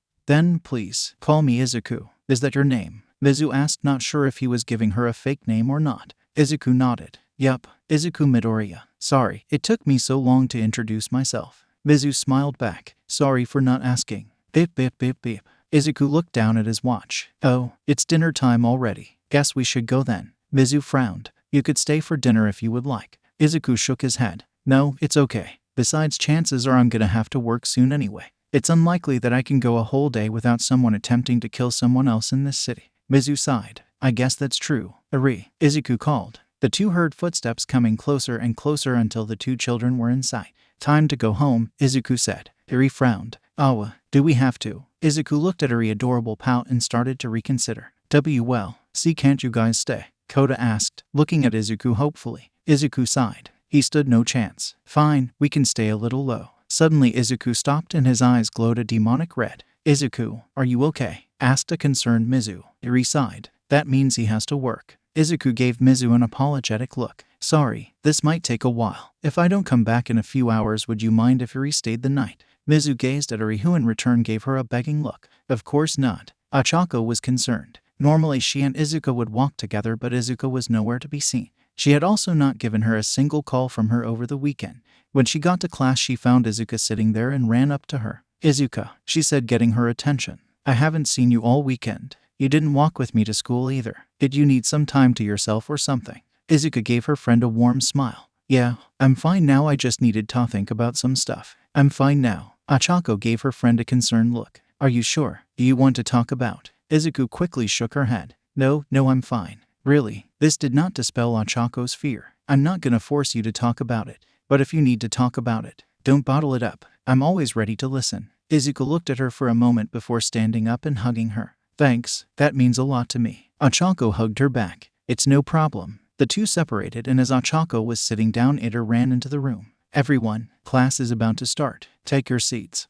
You're the only one not sitting down, Zero pointed out. Ada realized this and quickly got into his seat. Damn it, soon enough Aizawa walked in. Today you will be choosing a representative and vice representative. That's so normal, the class thought. They were expecting him to do something crazy with ridiculously high stakes. Don't make too much noise, Aizawa said before crawling back into his sleeping bag. Most of the class went on about how they should be representative before Izuku spoke up. Why not just vote? She said. That is an excellent idea, Ada said. But won't we all just vote for ourselves? Kaminari asked. Not all of us want to be a rep, Izuku pointed out. Someone is bound to get more than 1 point, and if there's a tie we can just vote between the people that tie. Once again, excellent idea, Midoriya, Ada shouted. Does he ever stop yelling? Izuku wondered. Paper was handed out to all the students. I mean, obviously, it should be me, Izuku thought to herself. I mean, I may have tripped up yesterday, but still, I'm more than capable of being class rep. Knowing Izuku, she will probably vote for herself, Achako thought. And sorry Izuku, you're really smart, but you really shouldn't be class rep. Eda seems good. Bakugo didn't know who to vote for. Crap. The only person I know in here is Izuka, and she really should not be class rep. And I obviously am not fit to do it. Fuck it, that Eda guy seems smart, he can do it. Suddenly Izuka spoke. Just so everyone knows, being class rep does not make you king or queen of the school like on TV. It basically just means you have to do a bunch of extra work and that you have slightly more authority than normal. You can't change school uniform or make it so we don't get homework or something dumb like that. What? Yelled a portion of the class. You mean I wouldn't be able to make the girls wear shorter skirts? Minda cried. You mean I would have to do like paperwork or something? That is correct, Momo said. Being class rep is more of a responsibility than power. You do have some power, but it's not all that much. The class deflated at this and some of them crossed out their answers. Izuka smirked. Now that those idiots know they would actually have to handle responsibility, they won't want to vote for themselves. Now I have this as the bag. After all the votes were collected and the points were put on the board. Ida, 15. Momo, 4. Izuka, 1. Aoyama, 1. What? Izuku was shocked. But suddenly a thought occurred. What if Bakugo was right and me acting like him made me unpopular? Izuka shook off the thought. No, he just said that to get out of fighting me. There's no truth in that. We are nothing alike. But still, we did no one vote for me then? Izuka pondered that question until she figured it out. I know how great I am, but these guys don't. That must be why. And after Ada's victory yesterday, of course, they would vote for him. Damn it. Aoyama voted for himself, thinking that it would be best if the class rep was someone who shines. Many of the other students just looked at Ada and voted for him because he looked like the type of guy to want this. While some of the other students voted for him based off of how well he performed when he fought Izuka and Achako. Ada also voted for himself because he felt he was best for the job. Momo voted for herself and Minta, Kaminari and Zero voted for her because they thought she was attractive. I am honored that you all think I am worthy of such a position, Ada said. I will do my best to live up to your expectations. Momo stood up as well and looked around the room, particularly at the perverted gazes she was getting. I have a feeling that I didn't get those votes because of my intelligence. She sighed. Oh well, at least I can prove myself. After that, everyone went to lunch. Sorry for not voting for you, Achako said. But to be fair, you did cost us the match with Ida and Bakugo. The two were sitting alone as per usual. Izuka sighed. Yeah, I know. Izuka looked over at Ida and sighed. Give me a second. Izuka walked over to Ida and tapped his shoulder. Midoriya, Ida said, slightly shocked that she approached him. Is there something you wanted? Izuka nodded. Can we talk somewhere else? Ida nodded and the two walked into the hallway. Izuku breathed in deeply. I wanted to apologize for judging you so quickly, and for being such an ass. Language, Ida yelled. And as I said, there is no need for an apology. As I said, it was my behavior that caused you to act as you did. Yeah, but I was still kind of a dick about it, Izuka said. Look, just accept my apology and let's say we're cool. I suppose I could do that, Ida said, choosing to ignore her cursing again. Izuka smiled. See, me and Bakugo are nothing alike. Good thing I nipped that in the bud. Meanwhile, elsewhere, Izuku sighed. Another day, another killing spree. Izuku would have said that it had gotten boring after doing it so much, but in truth, it was never entertaining. The person whose blood was spilled had survived and ran away, so it was just Izuku and the remains of the 3 villains that had been here in an abandoned warehouse. You know, why is it villains always pick an abandoned warehouse or alleyway to commit their crimes in? Izuku wondered. Why don't heroes just hang around these areas? Small-time crime would be almost non-existent. Boom. FWOOSH. Before Izuku even knew what was happening, he was thrown off his bike and through the skies of the city. Wait, what? Izuku thought to himself. What the heck happened? Wait, there's only one person who's that strong and that fast. Crash. Before Izuku could finish that thought, he hit the street. Oh, Izuku said. He slowly got up and looked around. It looked like he got thrown across the city. There are no people on the sidewalks, no cars on the streets, and no sounds coming from anyone or anything other than him and some helicopters in the air. It was as if this part of the city was completely abandoned or evacuated. Boom! Izuku saw something crash down in front of him, and from the cloud of dust emerged All Might. The hero wasted no time talking and charged at Izuku. Thinking fast, Izuku ducked, avoiding the hero's lunge. Isn't this a bit much? Suddenly attacking me, evacuating a part of the city. This isn't like you, All Might. All Might ran forward and attempted to punch him, but Izuku caught it and held back All Might's punch. All Might tried to punch him with his other arm, but Izuku caught that as well. Duh! Izuku grunted as he was being pushed back. All Might was stronger than him. I'm sorry, but you've left us no choice, All Might said as he pushed Izuku back even more. Drastic times call for drastic measures. All Might, Izuku said. Did you evacuate everyone? There are no civilians, no heroes, no one but just us. Of course, All Might said. Suddenly Izuku's emerald flames began to glow brighter. Good. Kaboom. The entire street was engulfed in flames as the buildings turned to rubble from the massive explosion Izuku unleashed. When the explosion died down, Izuku found himself standing alone in a cloud of dust and a pile of rubble inside a massive crater. He's not down. Izuku summoned his bike. He's not going to stop and talk, probably because of the fact that his time is running out. I need to get out of here now while the cloud is hiding me. Izuku sped away on his bike out of the cloud. As Izuku was attempting to escape, the earth rose up, forming a massive wall. What? Izuku thought in shock. Pixie Bob. She must be responsible for this. I bet she's watching in one of those helicopters. Damn it, if I try to ride up this, All Might will catch me in no time.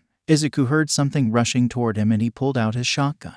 Just as All Might came into sight, Izuku blasted him with full power. Boom! All Might was launched back into the cloud. Damn it, I'm going to have to fight my way out of this. Sorry, All Might, but I can't hold back. Boom, boom, boom, boom, boom, boom, boom. Izuku repeatedly shot at where All Might was in order to keep the hero at bay, causing huge explosions to litter the battlefield.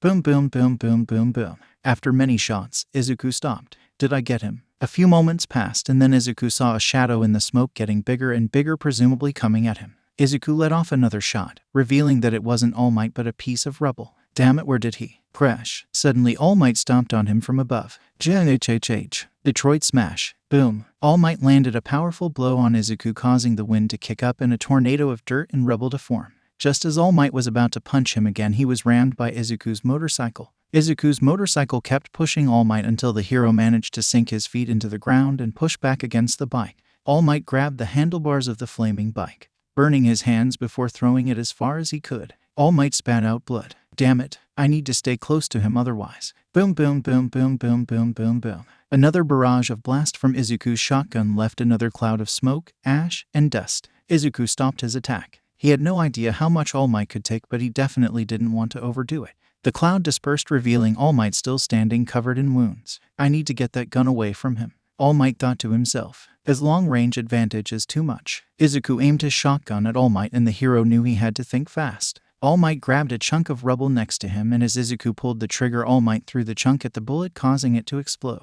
All Might ran at Izuku, picking up large chunks of rubble. Izuku fired his shotgun as fast as he could, but All Might just threw more rubble, making it so he couldn't get a direct shot. Before Izuku could switch tactics, All Might was already upon him and ripped the weapon from his hand before punching him across the crater. All Might looked at the shotgun. Ghost Rider could control this even if it wasn't in his hands, so he couldn't just throw it aside. He needed to destroy it. All Might grabbed both ends of the gun and pulled. He could feel the weapon resist his strength. Whatever it was made of, it was much stronger than any normal metal. All Might pulled with all his strength and felt the weapon begin to bend. JHHH. With that scream, the weapon snapped in two. Suddenly the weapon burst into flames and turned to ash in the hero's hands. What on earth was that made of? GAH. All Might cried as he felt a burning pain in his side. He looked down to see a large gash in his side. He heard the sound of a chain rattling and managed to jump out of the way of Izuku's chain attack. He looked to see Izuku swinging his chain. Izuku sent the chain directly at All Might, who dodged it once more. All Might charged at Izuku once more, but Izuku maneuvered the chain to block him. Suddenly All Might was struck in the back by the part of the chain Izuku he had dodged earlier. He can control the chain. As he tried to ignore the pain from the burning gashes on his body, suddenly the chain turned in midair, heading right for All Might, who dodged once more. All Might dodged a few more attacks before he found himself surrounded by the seemingly magic floating, infinitely expanding chain. Izuku didn't give the hero a chance to find a way out as he signaled the chain to wrap around the hero, trapping him. All Might struggled to get out, but it was to no avail. Izuku summoned his bike and had it go right in front of All Might before turning to the side. Izuku held out his hand. His fireballs may not be as powerful as his shotgun, but they would work for what he had planned. Izuku aimed and shot a fireball right at the bike, and then everything turned white. Kaboom! A massive explosion, bigger than any that had come before, knocking back even the helicopters far above as the pilots tried to gain back control and avoid the mushroom cloud that had erupted. After a few minutes, the explosion died down, leaving a cloud of dust and ash that had once been part of the city. For about 5 minutes the cloud dispersed a little, revealing Izuku on the ground, still in his Ghost Rider form. His bones were covered in cracks, and the cracks on his skull were leaking green flames. Slowly Izuku forced himself up, pain shooting through his body as he did so, his brain telling him to stay down. Izuku looked at the dust cloud where All Might had been a few minutes ago. Please tell me I got him. Please tell me he's down. The cloud dispersed, revealing All Might, still standing, if only barely. His costume was in tatters. His body was covered in cuts, gashes, burns, and bruises. His legs were shaking and his body was emitting steam. Damn it, I made a promise, All Might said. I promised that I would take you down and save you and that girl from whatever fate had befallen you too. And I won't go down until that promise is fulfilled. All Might struck his heroic pose, his signature smile still on his face as blood leaked from his mouth. I'm sorry that it had to come to this, but this is the only way to stop you. So sit tight and know that soon you'll be able to rest and that the girl will be safe. Why? Because I am here. Izuku was in awe, even with all those wounds. Even after a blast like that, he was still standing tall and smiling. This was the dread every villain faced. This was the symbol of peace. This was All Might. All Might, Izuku thought to himself. You really are amazing. As long as your spirit is strong, then you won't ever go down. Izuku shook his head. Now was not the time for fanboying. He really won't stay down no matter what. At this rate, this will end with either me getting captured or All Might dying. Or both. I can't let that happen, but what can I do? Attacking him won't make this situation better, and All Might's will is too strong. Suddenly he got an idea. His will. If attacking his body won't work, then I need to attack his spirit, and I know just how to do it. He looked at All Might and cringed internally at what he was about to do. I'm sorry, All Might, but this is for both our sakes. There was a pause as All Might prepared to attack when suddenly Izuku spoke. Save us? He said. You mean like you saved Izuku? All Might froze. Well, what? I can see your sins. All Might, Izuku said, walking closer to the hero. I know what you've done. You say I need to be stopped because I'm a killer. Hypocrite. You killed someone. A child. A boy who just wanted to be like you. All Might stuttered as he started to shrink. And no, I didn't mean to. You were his hero. Izuku continued, getting right up in the hero's face. He looked up to you more than anyone in the world. And what did you do? You crushed his dream. Caused him to kill himself. You killed him. All Might tried to respond, but the words were caught in his throat as Ghost Rider stared him down. His body had almost completely reverted back to his true form. And what's worse, if he was alive, he could have helped his mother escape that fire. But because of you, Inko Midoriya was all alone when that fire came. She died because of you. And because of you, Izuku Midoriya is all alone. All Might hung his head in shame as his true form was now fully exposed for all the world to see. All the doubts that kept him up at night were now being thrown in his face. But you wonder why I never came for you, Izuku said. Because everything I just said was a lie. All Might looked back up at him with a surprised look.